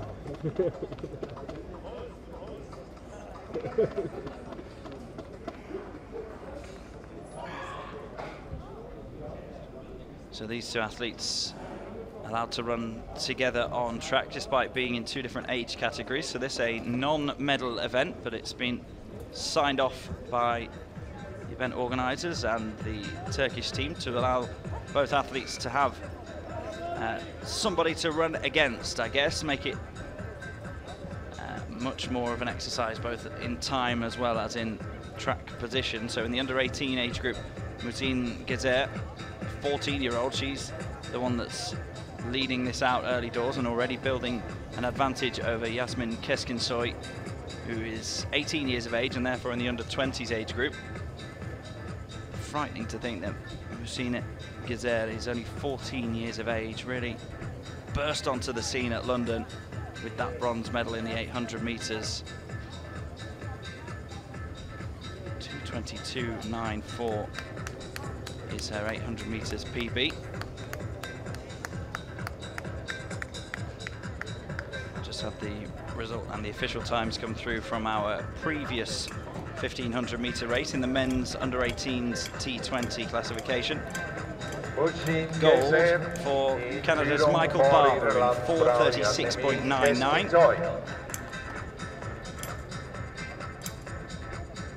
And silver for Jaard van, no silver, just second place in the two-man race there for Jaard van Kouter of Belgium, 4:42.87. So only a gold medal in the 1500 metres T20 under-18s. That went to Canada's Michael Barber, 4:36.99. Meanwhile, in this women's 1500 T20, it's the 14-year-old Musine Gezer who is well ahead of her compatriot Yasmin Keskinsoy.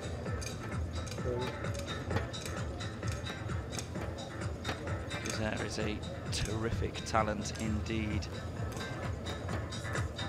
It's perhaps a bit more of a distance than Keskinsoy is accustomed to. Competed in the 400 metres in London.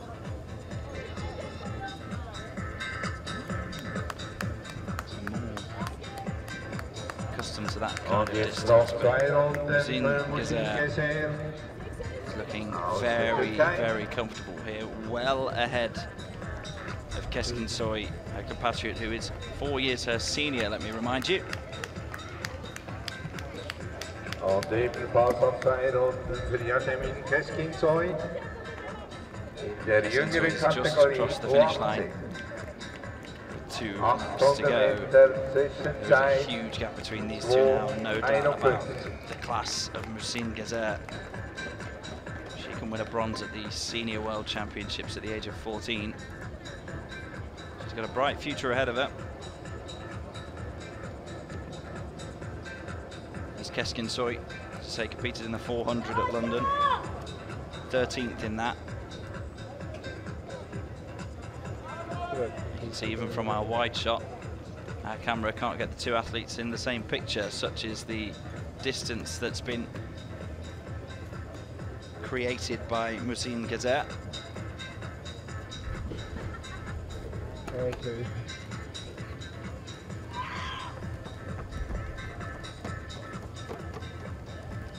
Down the home straight she comes. Shortly to take the belt. Very 20 past 11 local time here in Switzerland. Late 20s in terms of degrees Celsius. Gezer crosses the line with a lap to go. Keskinsoy still got 100 metres of her previous lap to go. The gap at least 150 metres now. There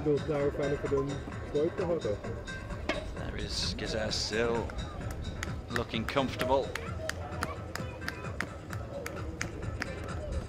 Keskinsoy now comes across the line and take the belt. And, unlike in the 1500 metre men's race that we saw a moment ago, no real change in pace from Keskinsoy. There's Gezer just about to lean into the top bend.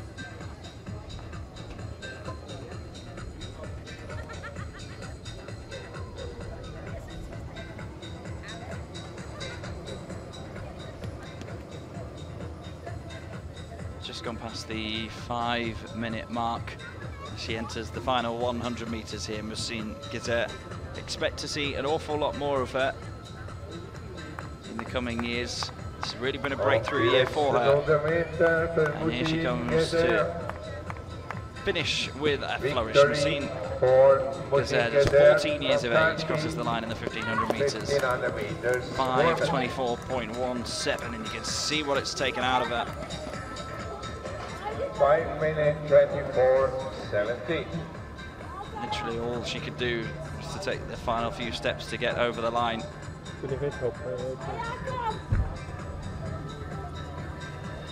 She worked extremely hard there. Really good display from the 14-year-old. Already mixing it with the world's best on the senior stage. Here comes Yasmin Keskinsoy. Just peeling out into lane 2 to make sure that she doesn't run over her teammate Gizer, who is just about on her feet. Keskinsoy gives us a little wave as she crosses the line and then goes straight away to make sure that her teammate Gizer is okay. So that a non-medal event, one athlete from the under-18 age group. We've seen Gizer 5:24.17, the unconfirmed time, unofficial time rather. Yasmin Keskinsoy in the under-20s age group found that kind of distance a bit of a struggle. I expect her to do considerably better in the 400 metres here.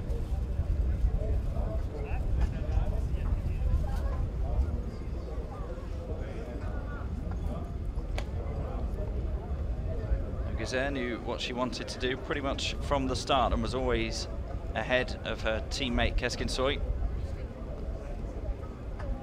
And the gap that she had opened up just continued to get wider and wider as the race went on.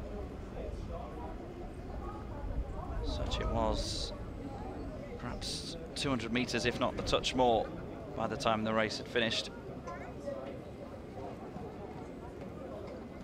As the bell rang, Gizer started to pick up the pace.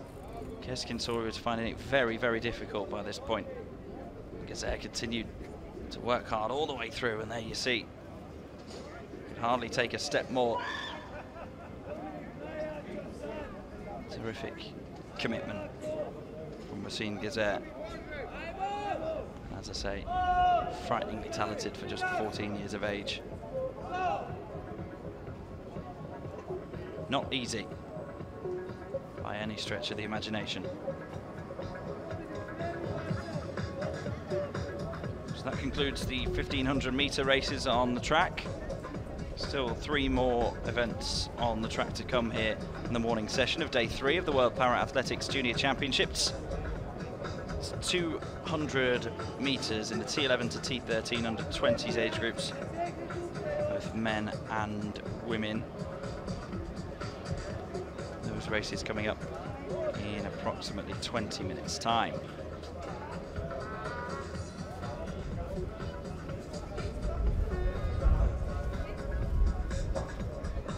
We're over looking now at the men's shot put F51 to 57. It's Dominik Posikal of Croatia.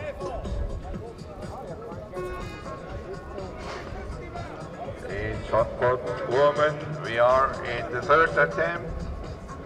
8 meters 16 from Saideh Abdullahi, the athlete under 20. So a reminder in the seated throwing events that athletes will take all 6 of their throws consecutively. Markers placed, and then the measurements will be made at the conclusion of the 6th throw. Posikal will also compete in the discus here in Nottwil. See the traditional red and white check of Croatia. Now the 4th attempt in shot put women. Choosing a 7 pole in the meters left corner 12 of his seat for there, to Jennifer provide him with extra Guadalupe balance Gomez. and extra support.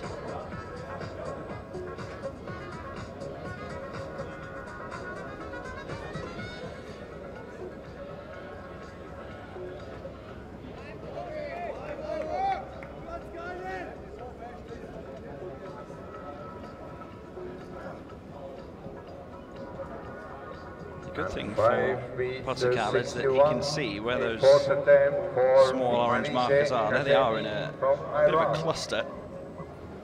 So he knows what he's trying to beat each time.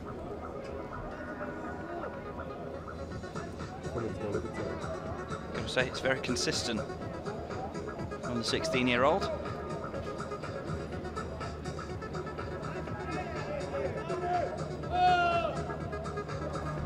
Question is, can he find anything extra?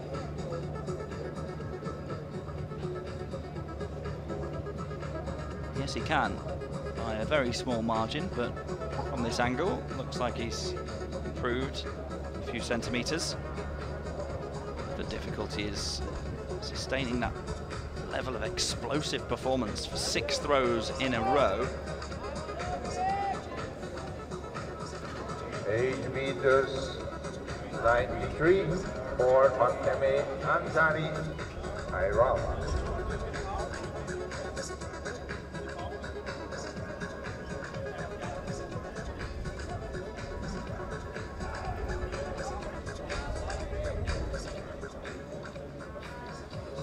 That's all that Dominic Portugal can do.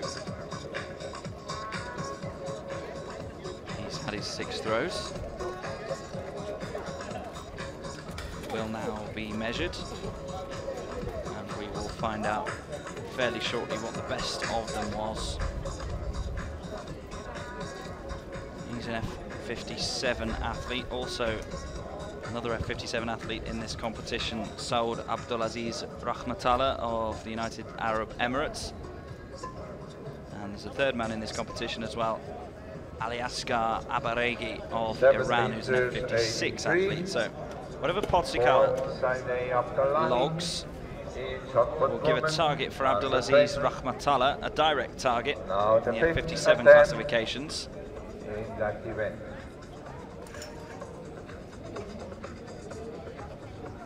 So we'll find out very shortly, once those have been measured, the best distance of Dominic Portugal in just a moment's time.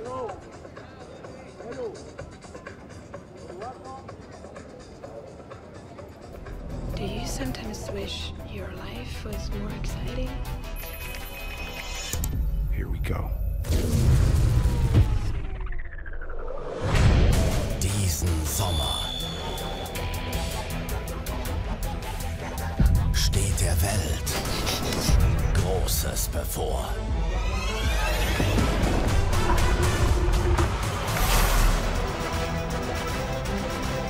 Der Allianz Tag des Kinos. Am 3. September nur 5 Franken pro Ticket.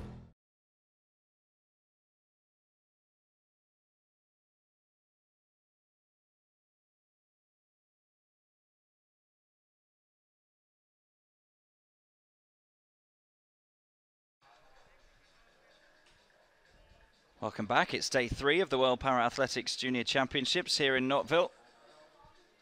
We've got men's shot put F51 to 57 and women's shot put F42 to 47 underway in the infield.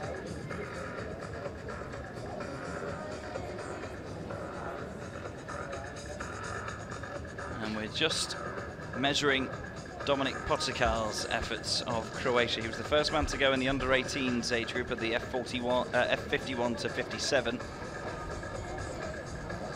can see there, handwritten, 8:26 was his best effort.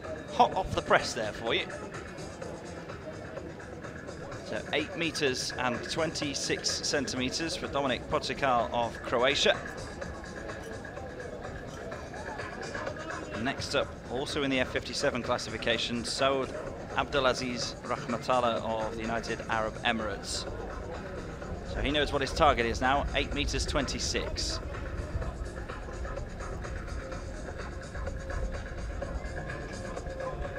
A moment or two ago, we had the women's T20 1500 meters race. There was one athlete from the under-18 age group, one from the under-20s age group. So a non-medal event for both of them, but both from Team Turkey, so an opportunity to run on the track together. We can confirm their times for you. Mohsin Gezer 5:24.17, 235 points once worked out using the Raza point score system. Keskin Soy under 20 teammates, 6 minutes 12. 8 meters and 26 for Dominic That's confirmation of the times from that 1500 meters T20 women's race.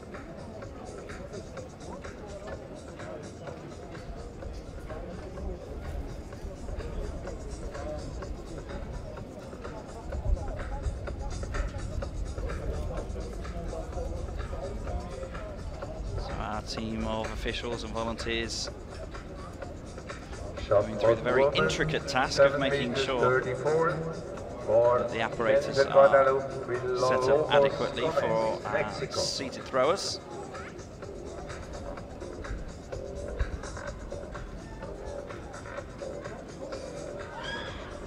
There's a lot of strapping involved to make sure that the seat remains firmly affixed to the ground, and there are further straps to ensure that the thrower remains firmly affixed within the seat as well. It's all about getting them attached in the right place, the right tension levels as well.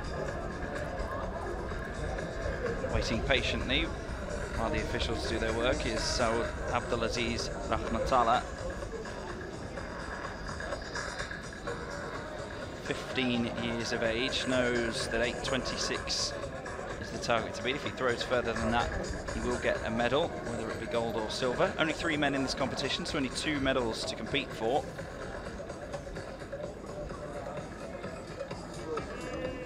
He's in direct competition with his F57 colleague from Croatia, Dominic Potakar. Have a look over now at the women's F42 to 47 shot put. This is Jennifer Villalobos of Mexico. Saide Abdullahi Iram, the under 20 athlete. Now 6th shot putter. Last attempt in shot put woman. Getting towards the final stages of that competition. Lobos Gomez of Mexico.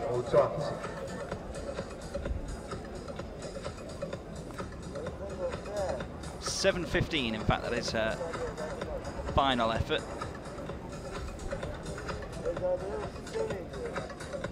She's the only F46 athlete in the field. This is Mazia Gassemi of Iran, the F42 classification, with her final round effort.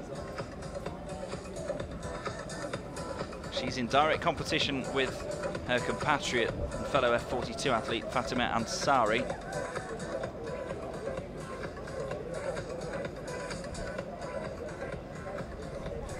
In round 4, Ansari to throw 8.93 meters.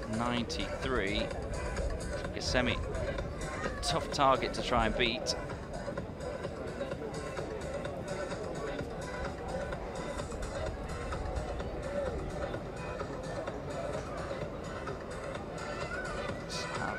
Look, 5:78 is the 6th and final effort for Mazia Gassemi. Has Fatima Ansari something big left? Final chance to show what she can do in this shot put. It's another decent effort.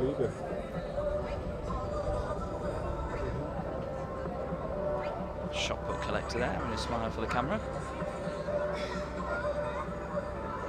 So final round of this women's F42 to 47 shot put. Fatima Ansari will beat her compatriot Mazia Gassemi. It's 8.50 to sign off with, so good effort once again by Fatima Ansari. So that wraps up that competition in the under-18 age group, F42 to 47, with athletes from 2 different classifications there. Those distances will be converted into a points total. The respective classifications to find out who wins gold and silver, with only 3 athletes, no bronze medal on offer.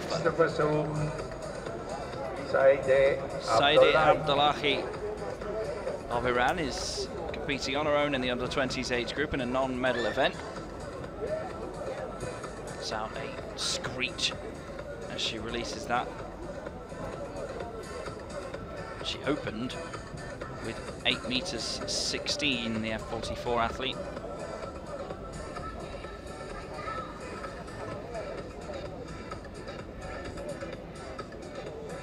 It's likely to come up a bit short of that target.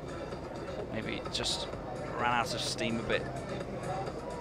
Well, say that, and it's 8:28 for her final round effort. 8 meters 28. A good way to finish for Saide Abdullahi. For Saide Abdullahi, Iran.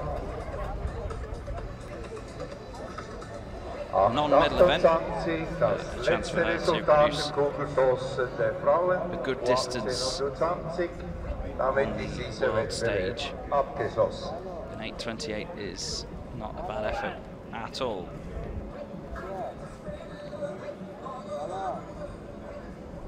We're back on the other shot put competition now, the F51 to 57 men's competition.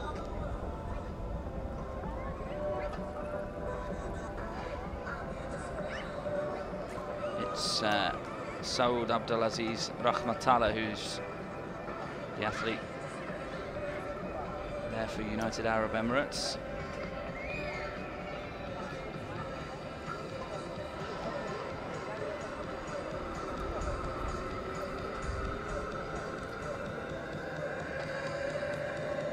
Just making sure that everything is as it should be for this one. A reminder, all 6 throws for the seated throwers take place consecutively.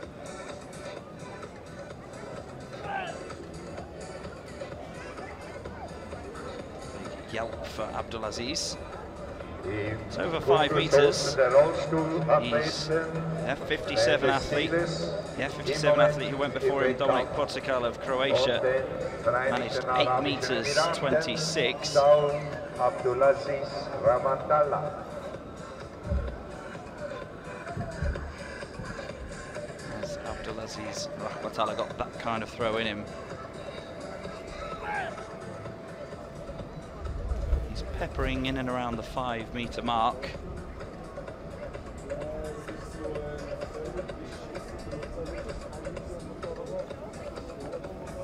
There's an F56 athlete to go 3rd and finally in this F51-57 shot put. So his distance, Aliaskar Abaregi, will be calculated into points, as will those of Abdulaziz Rahmatullah and Potikal before him, to determine the final standings. So it doesn't look like Abdulaziz Rahmatullah is going to get anywhere near that 8.26 meters set by Dominik Potikal.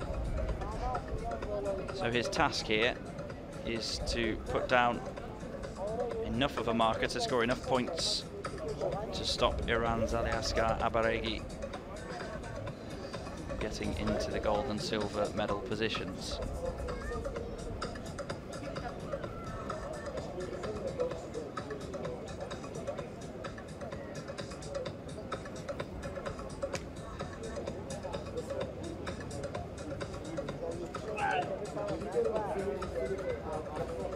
He's trying to get as much as possible out of himself here, but it does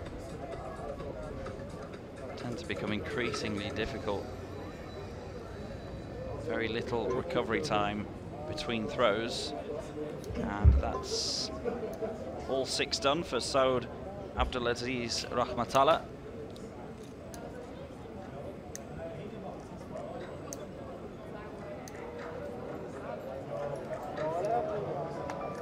His efforts will now be measured by our team of officials, and we'll find out what his best throw was. Reminder, 8.26.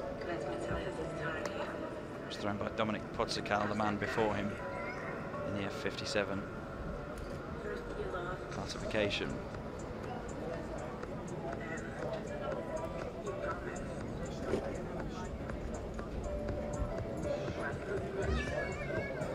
Next track action coming up for you in less than 10 minutes time.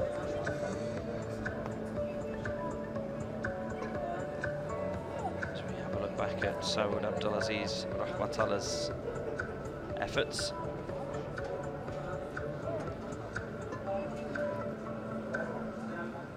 Ja, sorry, ja. 200-meter racing coming up for you momentarily.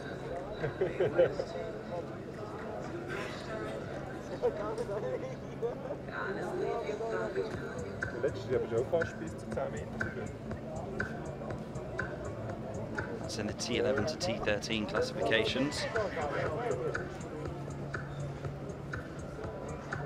The women's race first, and then we'll have the final of the men's under 20 split across 2 races between the 3 classifications, T11, T12 and T13.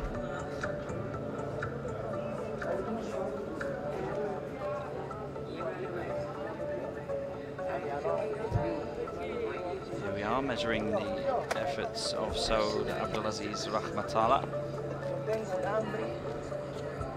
All in and around a similar region. You see there with the number 1 marker on it. It's his first effort, which would appear to be the furthest.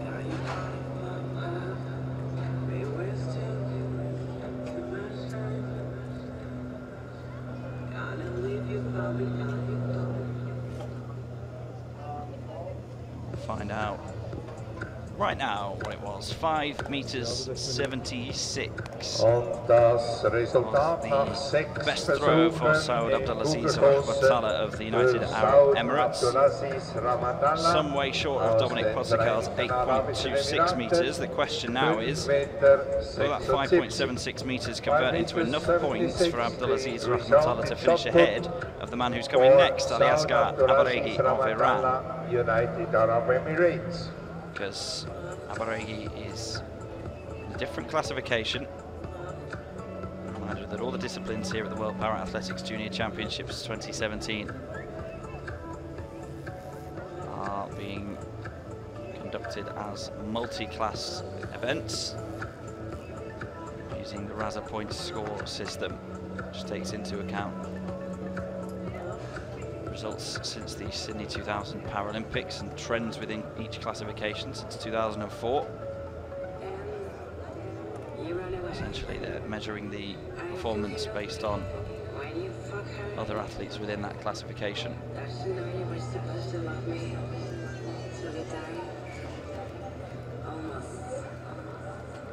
And the athletes are just coming into the sports arena Nottwil here for the next track event, which, as I say, is the women's 200 meters T11 to T13 under 20s. Next event on track, 200 meters women class T11, T13.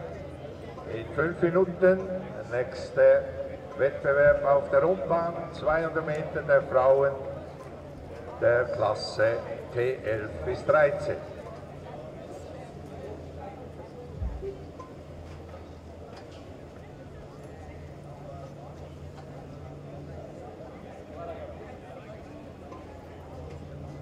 Next athlete in Kugelstoßen. There they are. We've got 4 athletes in this race. Meterstart Nummer 64, Aliasgar Abaregi aus dem Iran. Next T11 athlete athlete shot put, Ithaso Mungira alias Ortiz de Cosca of Abaregi, Spain. Iran. T12 athletes Larissa Brown of Canada and Gabriela Ferreira of Brazil. And a T13 athlete, Inga Bienat of Poland. Ja, kann man nehmen.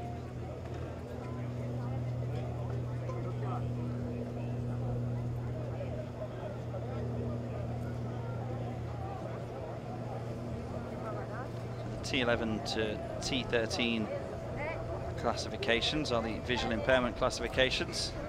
T11 is for runners with a near total visual impairment. All compete in blacked out glasses with sighted guide. T12 is for runners with a moderate visual impairment, have a restricted field of view or a blurred central vision, and they can choose to race with or without a guide. T13 is the least severe level of visual impairment. Those are the minimal visual impairment and a restricted field of view. So that's what the 3 classifications in this race mean. That's Inga Bienat, the only T13 athlete in this one. So she's the only athlete here running without a guide for Poland.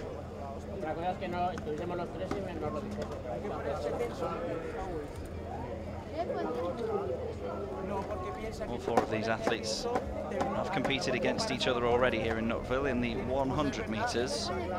I've got the gold medalist from that race in this one, Gabriela Ferreira of Brazil, and the silver medalist as well, Larissa Brown of Canada.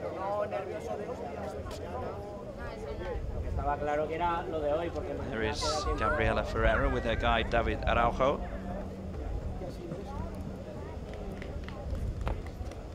And there you see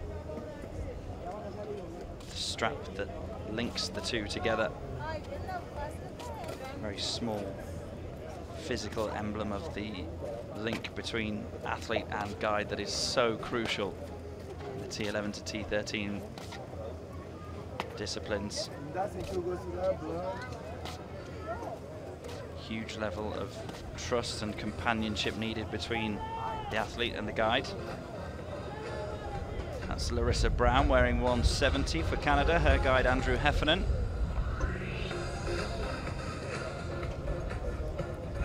Silver behind Gabriela Ferreira in the 100 metres. We're hoping to go 1 better here.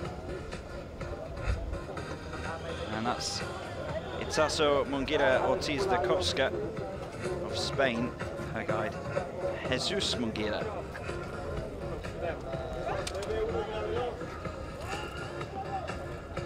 Could just be namesakes, but I like to speculate. Got some more results in from the field in the women's under 20 F42 to 47 shot put, non-medal event. Saeed Abdullahi, 8 meters 31 for her is the confirmed best distance. We're just about to meet the athletes formally here for the women's 200 meters T11 to T13. That's Inga Bienat then of Poland, was 5th out of the 5 athletes who ran the 100 meters. Here is the athlete that came out on top in that 100 meter race, Gabriela Ferreira of Brazil, and her guide David Araujo. Inside Ferreira in lane 3, and very much wanting to hunt down a gold instead of a silver, Larissa Brown of Canada and her guide Andrew Heffernan. And on the inside, Itzaso Mungira and her guide Jesus Mungira.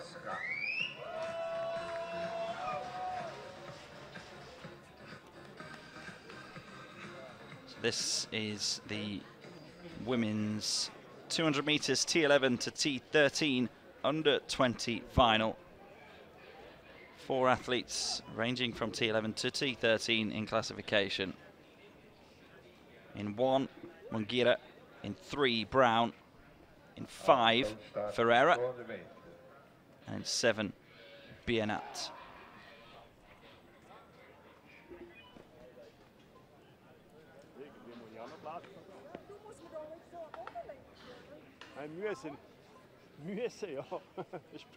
Standing by, ready and waiting, settling in the blocks.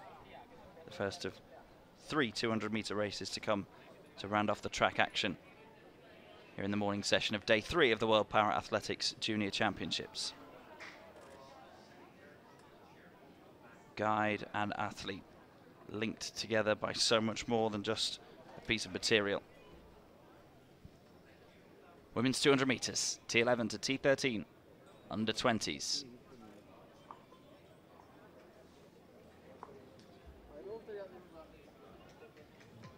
And away we go, and making a very strong start, Gabriela Ferreira already well up on Inga Biernat. Larissa Brown of Canada trying to go with her. It'll be between those two again, you'd think, for track position here, the two T12 athletes in lane 3 and 5. And as we straighten out, it's Gabriela Ferreira of Brazil that leads it with her guide, David Araujo, and I think those two are going to have too much again for Larissa Brown of Canada.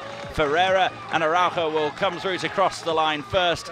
Larissa Brown and Andrea Heffernan cross the line second, and Munguira of Spain third across the line. Inga Biernat struggled to keep up with the pace of that 200-meter race on the outside for Poland.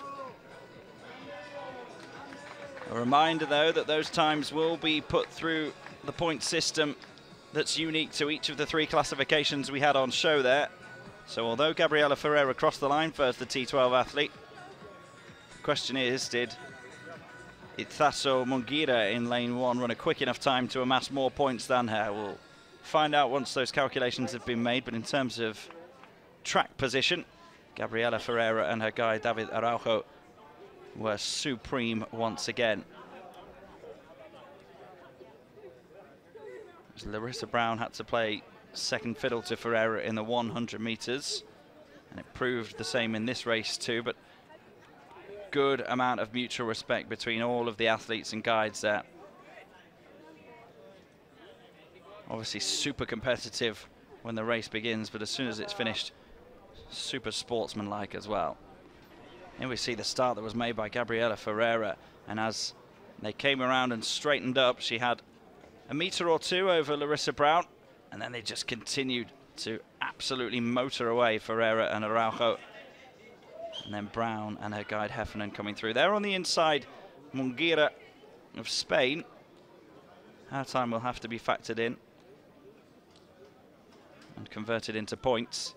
I think Inga Biernat will be outside the medals from lane 7 of Poland. So a good race that. Ferreira winning the battle of the T12 athletes against Larissa Brown. Result to bring you from the women's shot put F42 to 47 under 18 age group. 3 athletes in this, so just a gold and a silver medal to issue. And it was Fatima Ansari of Iran who threw 8.93 meters in the F42 classification for 824 points. A good display from Ansari of Iran. Silver in that one went to Jennifer Guadalupe Villalobos Gomez of Mexico. 8 meters 46, 505 points. Mazia Gassemi of Iran missing out on a medal. 607 for her, 284 points.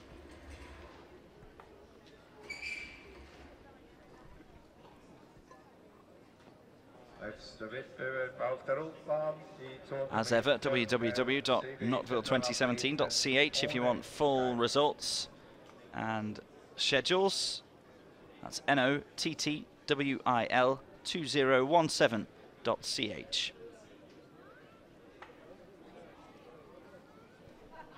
So we've got a 2-part final coming up in the men's under-20s, T11 to T13. This is the start list for the first of those 2 races. 7 athletes going in this one, all in the T13 classification. Then there are 4 more athletes competing in this race, as in this final rather, in the second part of it, in the next race from T11 and T12 classification. So all about the T13 race to start with, but remember that whoever wins this race doesn't necessarily win the gold medal, because we've got to factor in the times from the next part of this final from the T11 and T12 athletes. But it would be a good marker for whoever wins this to know that they are the best of the 7 T13 athletes in this final.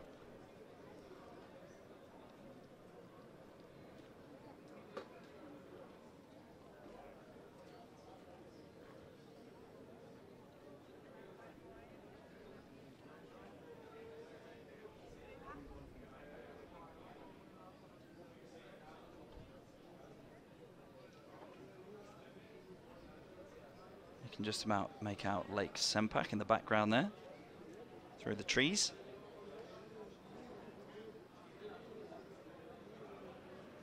Lovely location for these World Para-Athletics Junior Championships. We've been blessed with the weather as well. We've been blessed with some very good performances.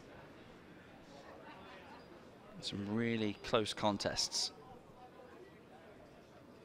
Athletes preparing themselves for our penultimate track event of this morning's session.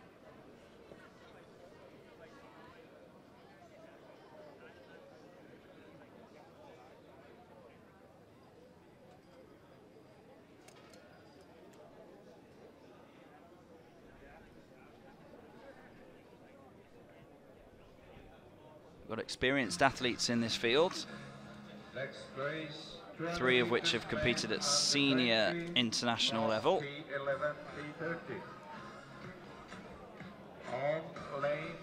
So in 8, it's Mohammed Mashadian Kuzani of Iran, 7th in the 100 meters.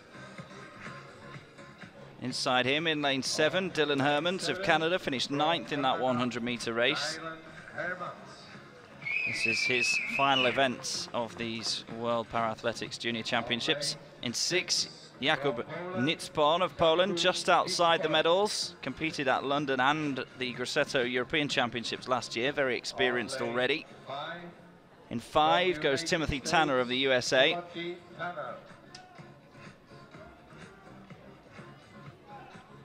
In 4, Diego Sancho Villanueva of Spain.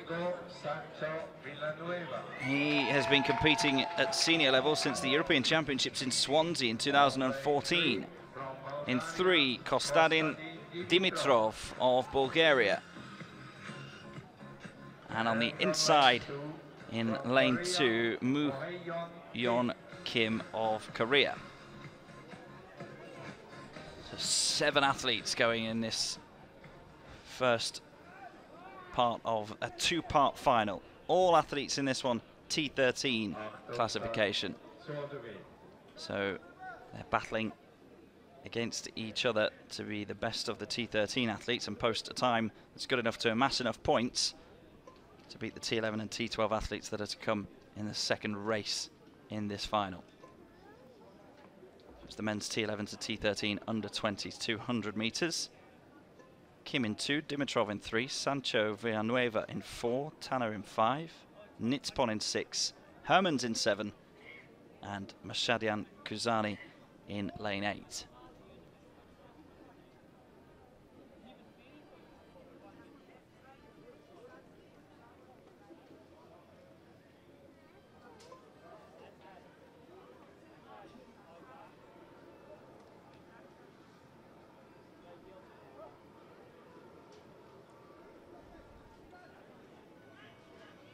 Well, away they went, but very quickly. The starting equipment has signaled that there was something wrong with the start there. I don't think Mashadian Kuzani on the outside heard it initially. He ran most of the bend.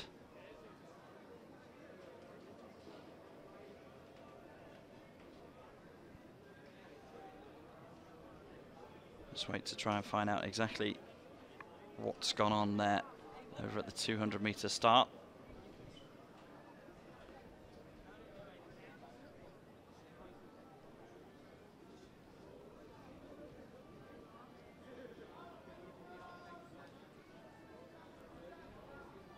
Plenty of spectators enjoying the sunshine. That's on the 100 meters straight that shot was from.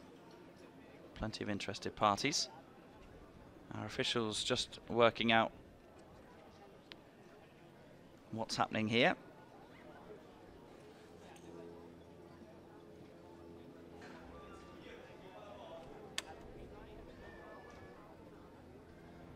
It's walking out very purposefully. And it's lane 7, Dylan Hermans.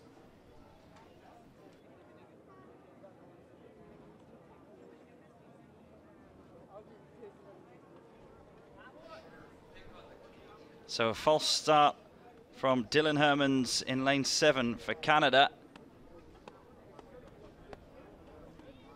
He's disqualified by the officials and will not take part in this 200-meter final, race 1 of 2.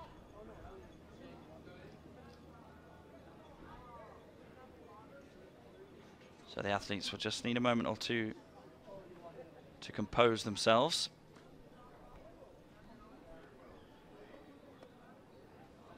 While Dylan Hermans is escorted away from the track.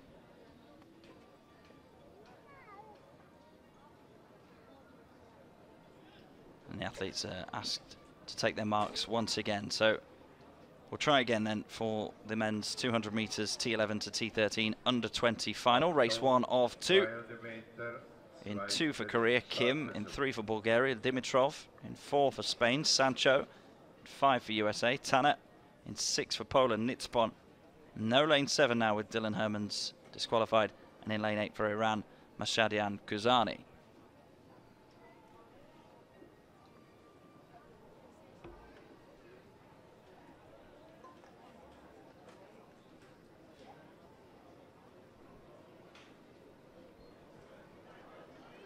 And we are away this time, and Nitspon is absolutely motoring around the bend, but so is Timothy Tanner trying to go with him. Nitspon's up on lane 8 outside him, Mashadian Kuzani. It's Nitspon and Tanner that will come into the straight side by side. A race between Poland in lane 6, USA in lane 5. Tanner just starting to step on the gas here. He's got a toe in front, but can Nitspon hold on? It's going to be really tight on the line. Maybe Nitspon just got it. He and Timothy Tanner side by side all the way down there. Mashadian Kuzani of Iran ran a decent race in lane 8 to cross the line third. But that was a terrific tussle between Nitspon and Tanner. I think the lead changed a couple of times down the final 100 metres. Every time one of them looked like they'd got a toe in front, the other found some kind of response. And it was so tight on the line.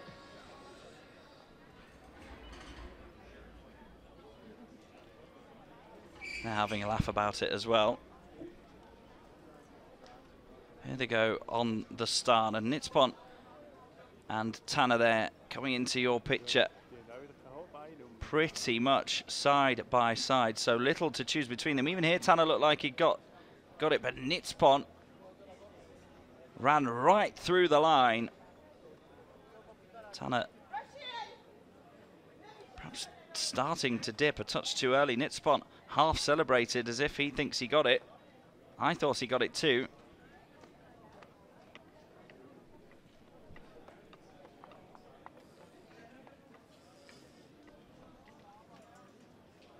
We will wait for that to be confirmed. Not necessarily the difference between gold and silver anyway, because those times will be calculated into a points total for the T13 classification. Because we have got a second part of that final to come shortly with the T11 and T12 athletes.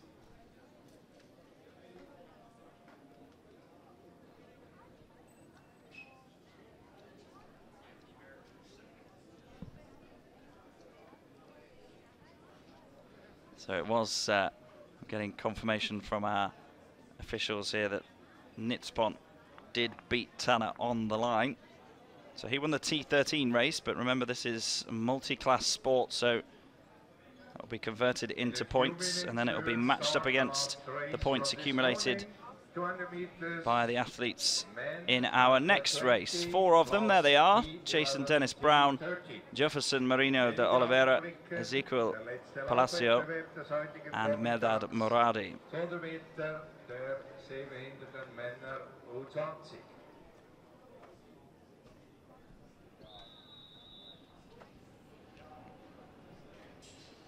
The result to bring you from the women's under 20 T11 to T13 200 metres. It was gold for Gabriela Ferreira of Brazil, 26.94 seconds, 708 points for her. Larissa Brown of Canada, silver behind Ferreira, as she was in the 100 metres as well, 27.96, 570 points for that. Both T12 athletes, those two. And then the bronze medal went to Ictaso Mungira of Spain, 30.5 seconds. 305 points for her. Inga Bienat of Poland, 4th, and outside the medals in that women's 200 meters T11 to T13 race.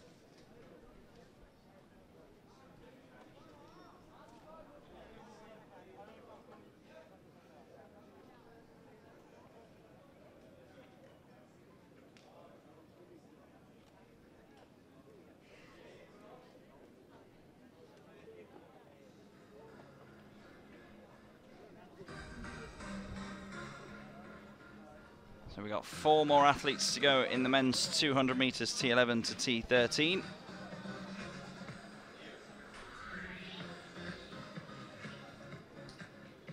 And it's time to meet them. The final race of the morning session here on day 3. In lane 7, Argentina's Rolando Ezequiel Palacio and his guide Juan Hasid. In 5, Jason Dennis Brown of Jamaica. Jason Dennis Brown. Silver in the 100 meters. Touch of a Usain Bolt slash dab there. In 3, Jefferson Marino de Oliveira of Brazil. Bronze in that 100 meter race. This was the man that got gold. Mehrdad Moradi of Iran, going on the inside.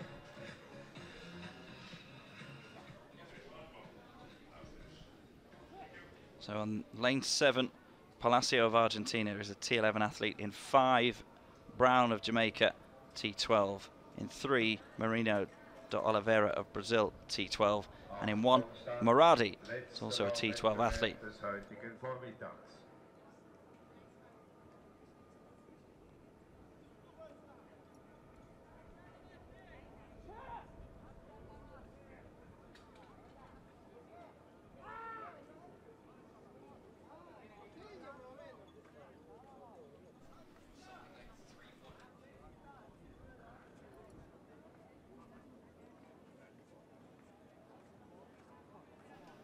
Away we go then with the second race in the final of the 200 meters T11 to T13. It's going to be Brown versus Moradi, we'd expect, but Moradi is coming up on the inside there. We've had Marino de Oliveira pull up in lane 3. It's Moradi in lane 1 versus Brown in lane 5. Moradi just about edged the 100 meters by a very, very fine margin. He's got a winning victory, a winning margin here in the 200 meters ahead of Brown. Palacio comes through in lane 7 to cross the line 3rd. Wasn't quite as close as it was in the 100 meters between those two, but a good race again nonetheless. Moradi on the inside for Iran, winning the second race in that final. Remember, those times will now be converted into points based on the athlete's individual classification. And then the points of the athletes in the T13 element of that final that happened a few moments ago will all be worked out to find out our top 3. So there we go. Moradi there in the yellow on the inside. Just watch Marino de Oliveira pulls up very early so that we only have 3 athletes coming into the home straight. Moradi always a metre or 2 ahead of Brown, managed to maintain that distance. And he enjoyed that run, did Mehrdad Moradi.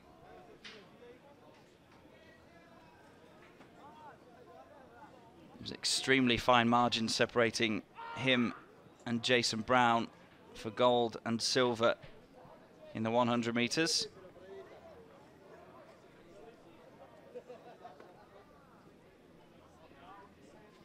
And that does conclude the track action for the morning session here on day 3 of the World Para-Athletics Junior Championships. High jump now for you. This is Josa Becerra dos Santos of Brazil.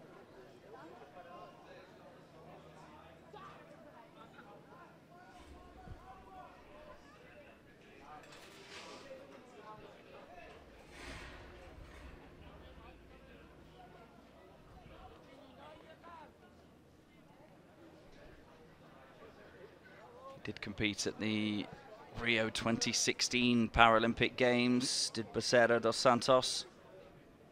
6th in the high jump out in Rio. He's competed in the long jump and the 100 meters here already in Nottwil. This is his final event.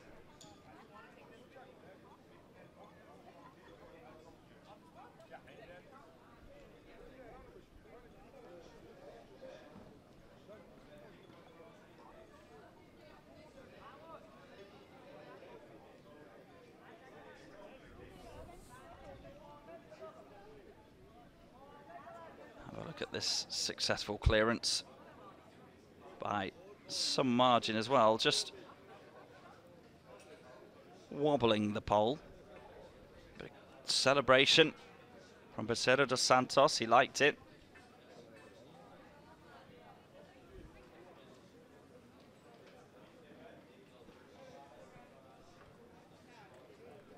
It's 1.77 meters cleared for Becerra dos Santos.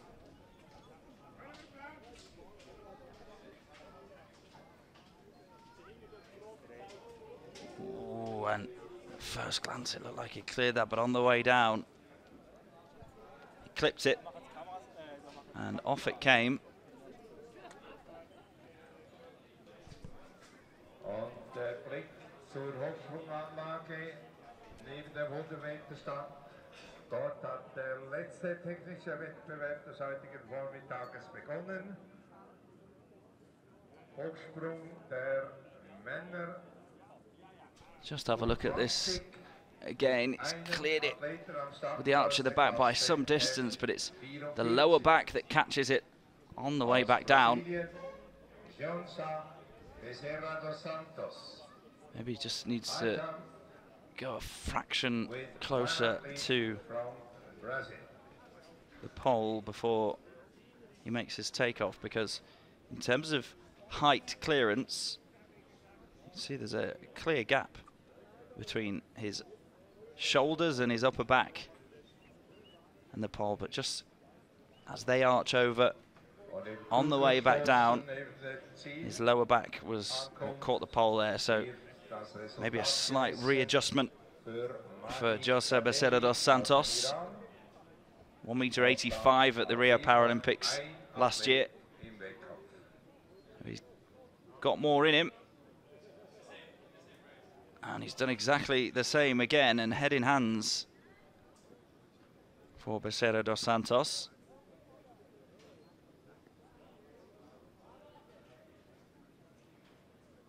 That was attempt number 2 at 1.77 meters.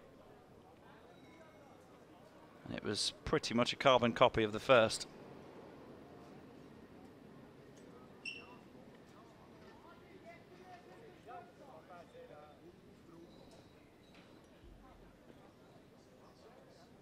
Just spent a moment on his knees, just having a think about it and what he can do to make the clearance.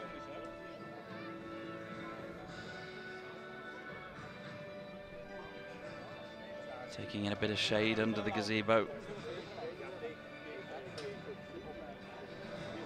Non-medal event this for Becerra dos Santos.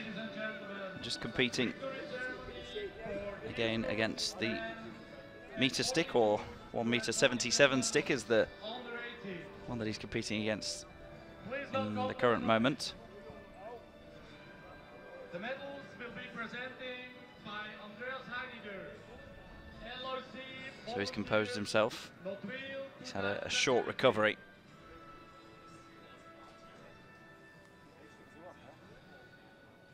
Will he clear it this time? José Becerra dos Santos. Looks pretty determined. Asking the officials if he's ready to go. Here we go then, Becerra dos Santos, 1.77 meters in the high jump. This time it's good. He's happy with it as well. Made the necessary readjustments.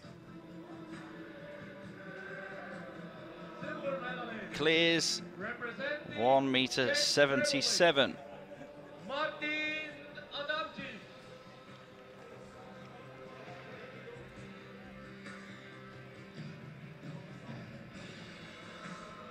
see the height clearance didn't seem an awful problem in his first 2 attempts. It was just on the descent where it was just catching his lower back. This time he made no mistake whatsoever, so the bar is raised to 1.80 meter for Becerra dos Santos.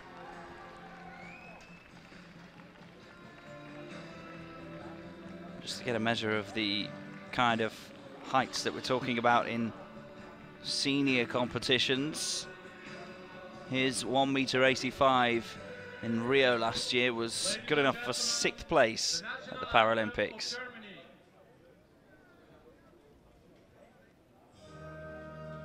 So it's up to 180. He's certainly a big enough character to give these photographers plenty to take pictures of. Here he is, building himself up, composing himself. 3 centimeters doesn't sound like an awful lot, but that is how much higher he has to jump this time. And again, it's all about making sure that all of the components of the jump come together. No doubt he can attain the height required. Just about making sure he clears it as well. And again, he soars over it. He seems to be clicking now for Becerra dos Santos. First time clearance of 1.80 meter.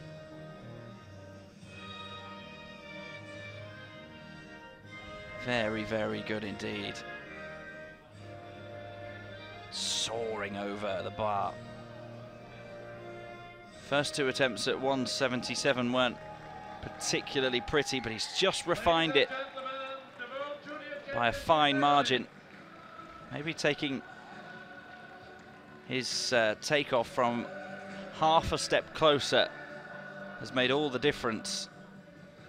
The bar goes up once again there, you see now to 1.83 meter.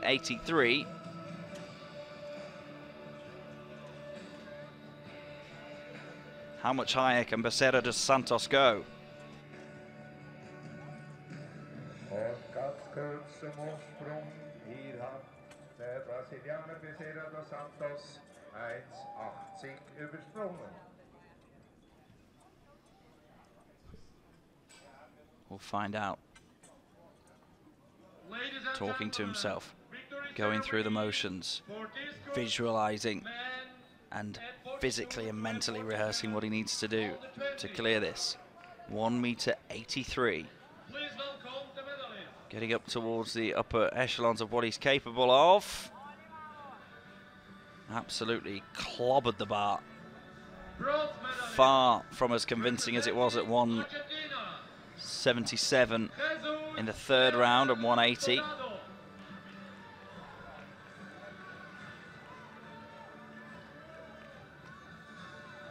There we see again, gets his shoulders and his upper back over the bar, but really thumps it there on the way down with the lower back. That was the problem that stopped him clearing 1.77 at the first 2 attempts, but it was a problem that he managed to rectify in time. Back to the drawing board for Becerra dos Santos. 2 more attempts at 1.83 meter.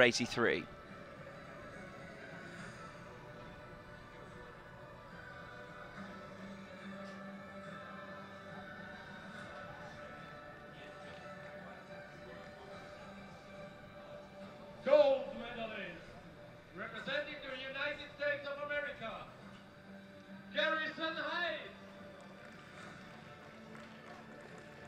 Just taking a sip or 2 of fluid on board Becerra dos Santos, the only athlete competing in this high jump, so there's very little break, very little recovery time. And it is very hot out there now. Ladies and gentlemen, the national It's anthem of 12:20 local time. Feeling very warm indeed. Not an awful lot of cloud cover now. So, José Becerra dos Santos of Brazil. Failed attempts first time at 1.83.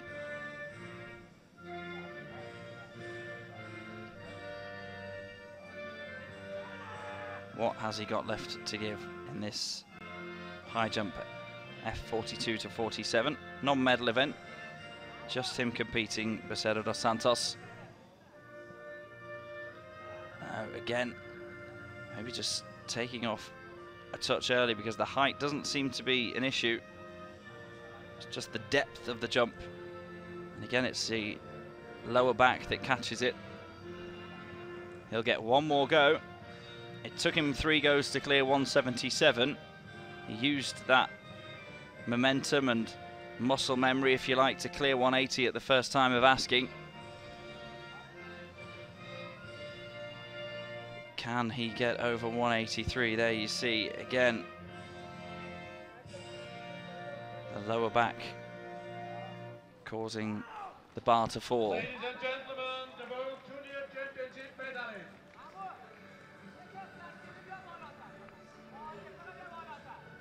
What can he do to rectify it? He's got one more opportunity.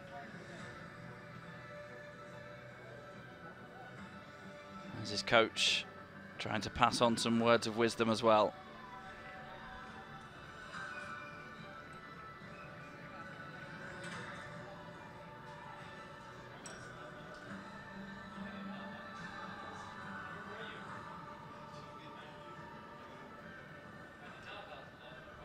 A few more sips of water for Becerra dos Santos. Will he clear 183?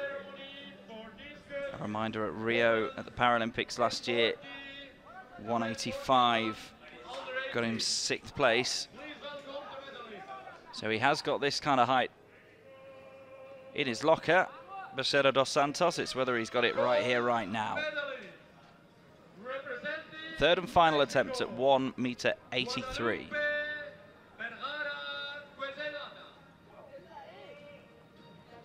Here we go, Becerra dos Santos. Yes, he gets it. The bar is still shaking, but it's staying up. 183 it is for Becerra dos Santos. And up we go again now by another 3 centimeters to 186.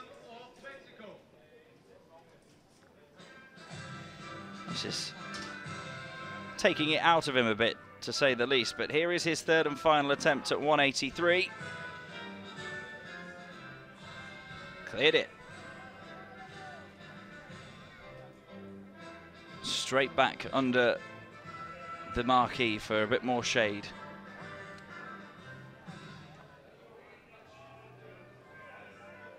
And 186 would better the performance that he produced at the Rio Paralympic Games last year.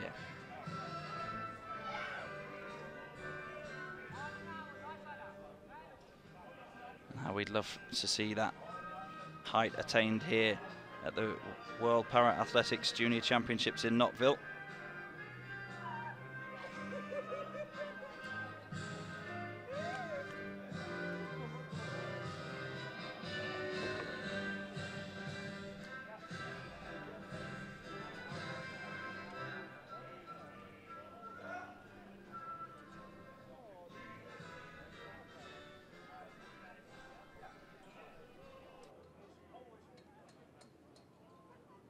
Ladies and gentlemen, the World Junior Championship medalist.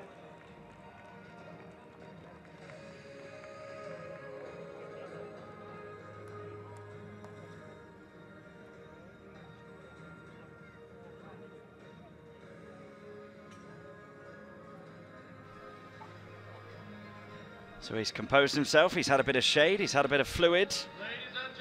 José Becerra dos Santos needed 3 attempts to clear 183. Really trying to psych himself up for this. You see some of his Brazilian teammates and coaches in the background there. 186 is now the target for the 17-year-old. Nowhere near this time. Representing the United States of America, He'll get 2 more stabs at it.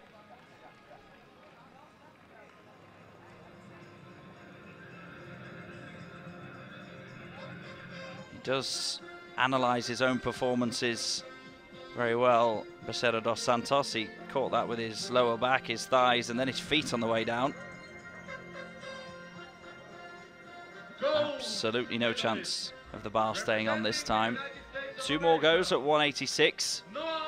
He's constantly talking to himself and talking to his coach to assess his previous jump and what can be done to improve things. He's only about a year and a half into calling himself a high jump specialist, and he started really focusing on this discipline towards the end of 2015. Only really been focusing on it for 6-7 months maybe, before he went and got 6th place at the Rio Paralympics. He was 6th out of 6 in the long jump here in Nottwil, 11th out of 12 in the 100 meters. This is a personal battle against himself and against the bar. Failed attempts with his first go at 186. 2 more to come.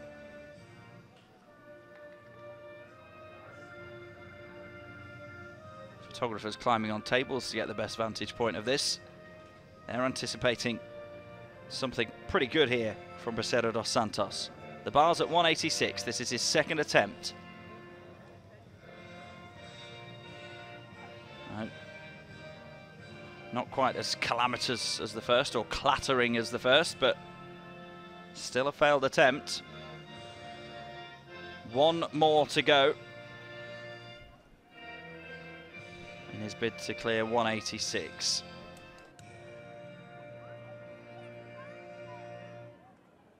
Ladies and gentlemen, the World Junior Championship medalist.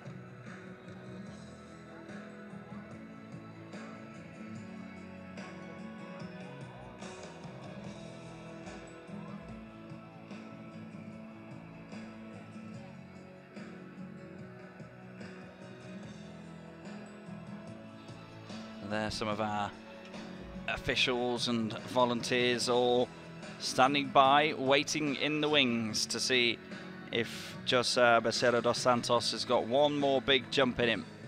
This is his 3rd and final attempt at 1m86. He needed 3 attempts to clear 177. He needed 3 attempts to clear 183. Can he produce the same here for 1m86?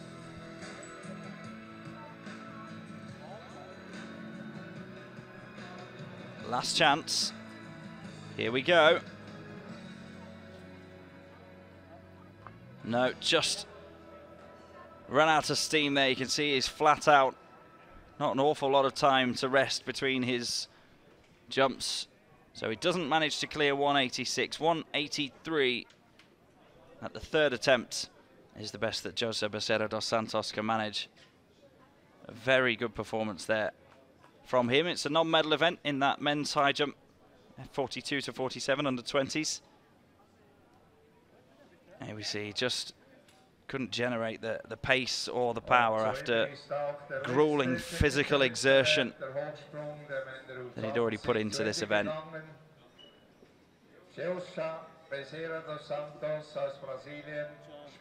Just being confirmed to the crowd here.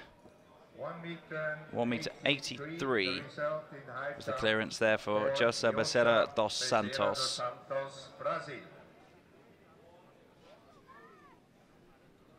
So that's the Brazilians World Para-Athletics Junior Championships complete. We won't be seeing him again. We very much enjoyed seeing him, a real character around the place.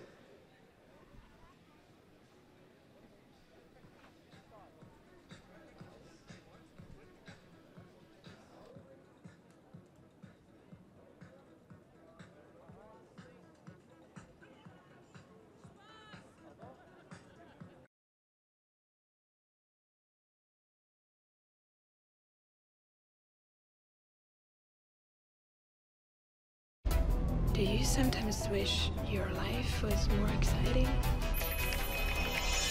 Here we go. Diesen Sommer steht der Welt Großes bevor.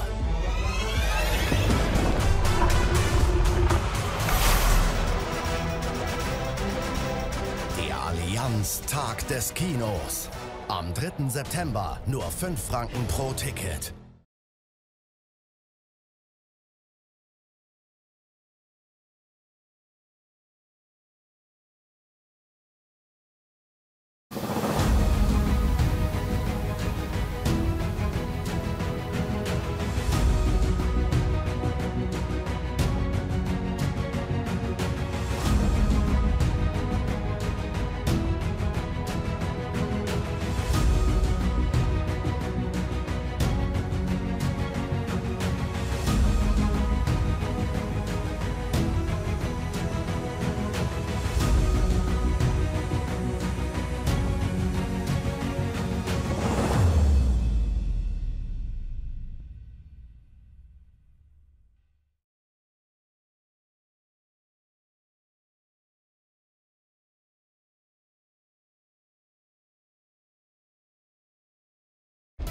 Do you sometimes wish your life was more exciting?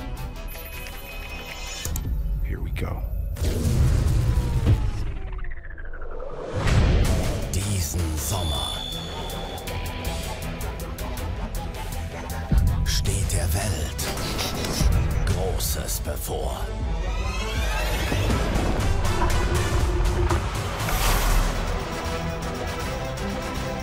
Der Allianz Tag des Kinos. Am 3. September nur 5 Franken pro Ticket. So that's it from the morning session of day 3 of the World Para-Athletics Junior Championships here in Nottwil, Switzerland. More action to come for you live as ever via the website, Facebook and YouTube from 4 o'clock Central European time. So join us again in about 3.5 hours for more action on day 3 of the World Para-Athletics Junior Championships.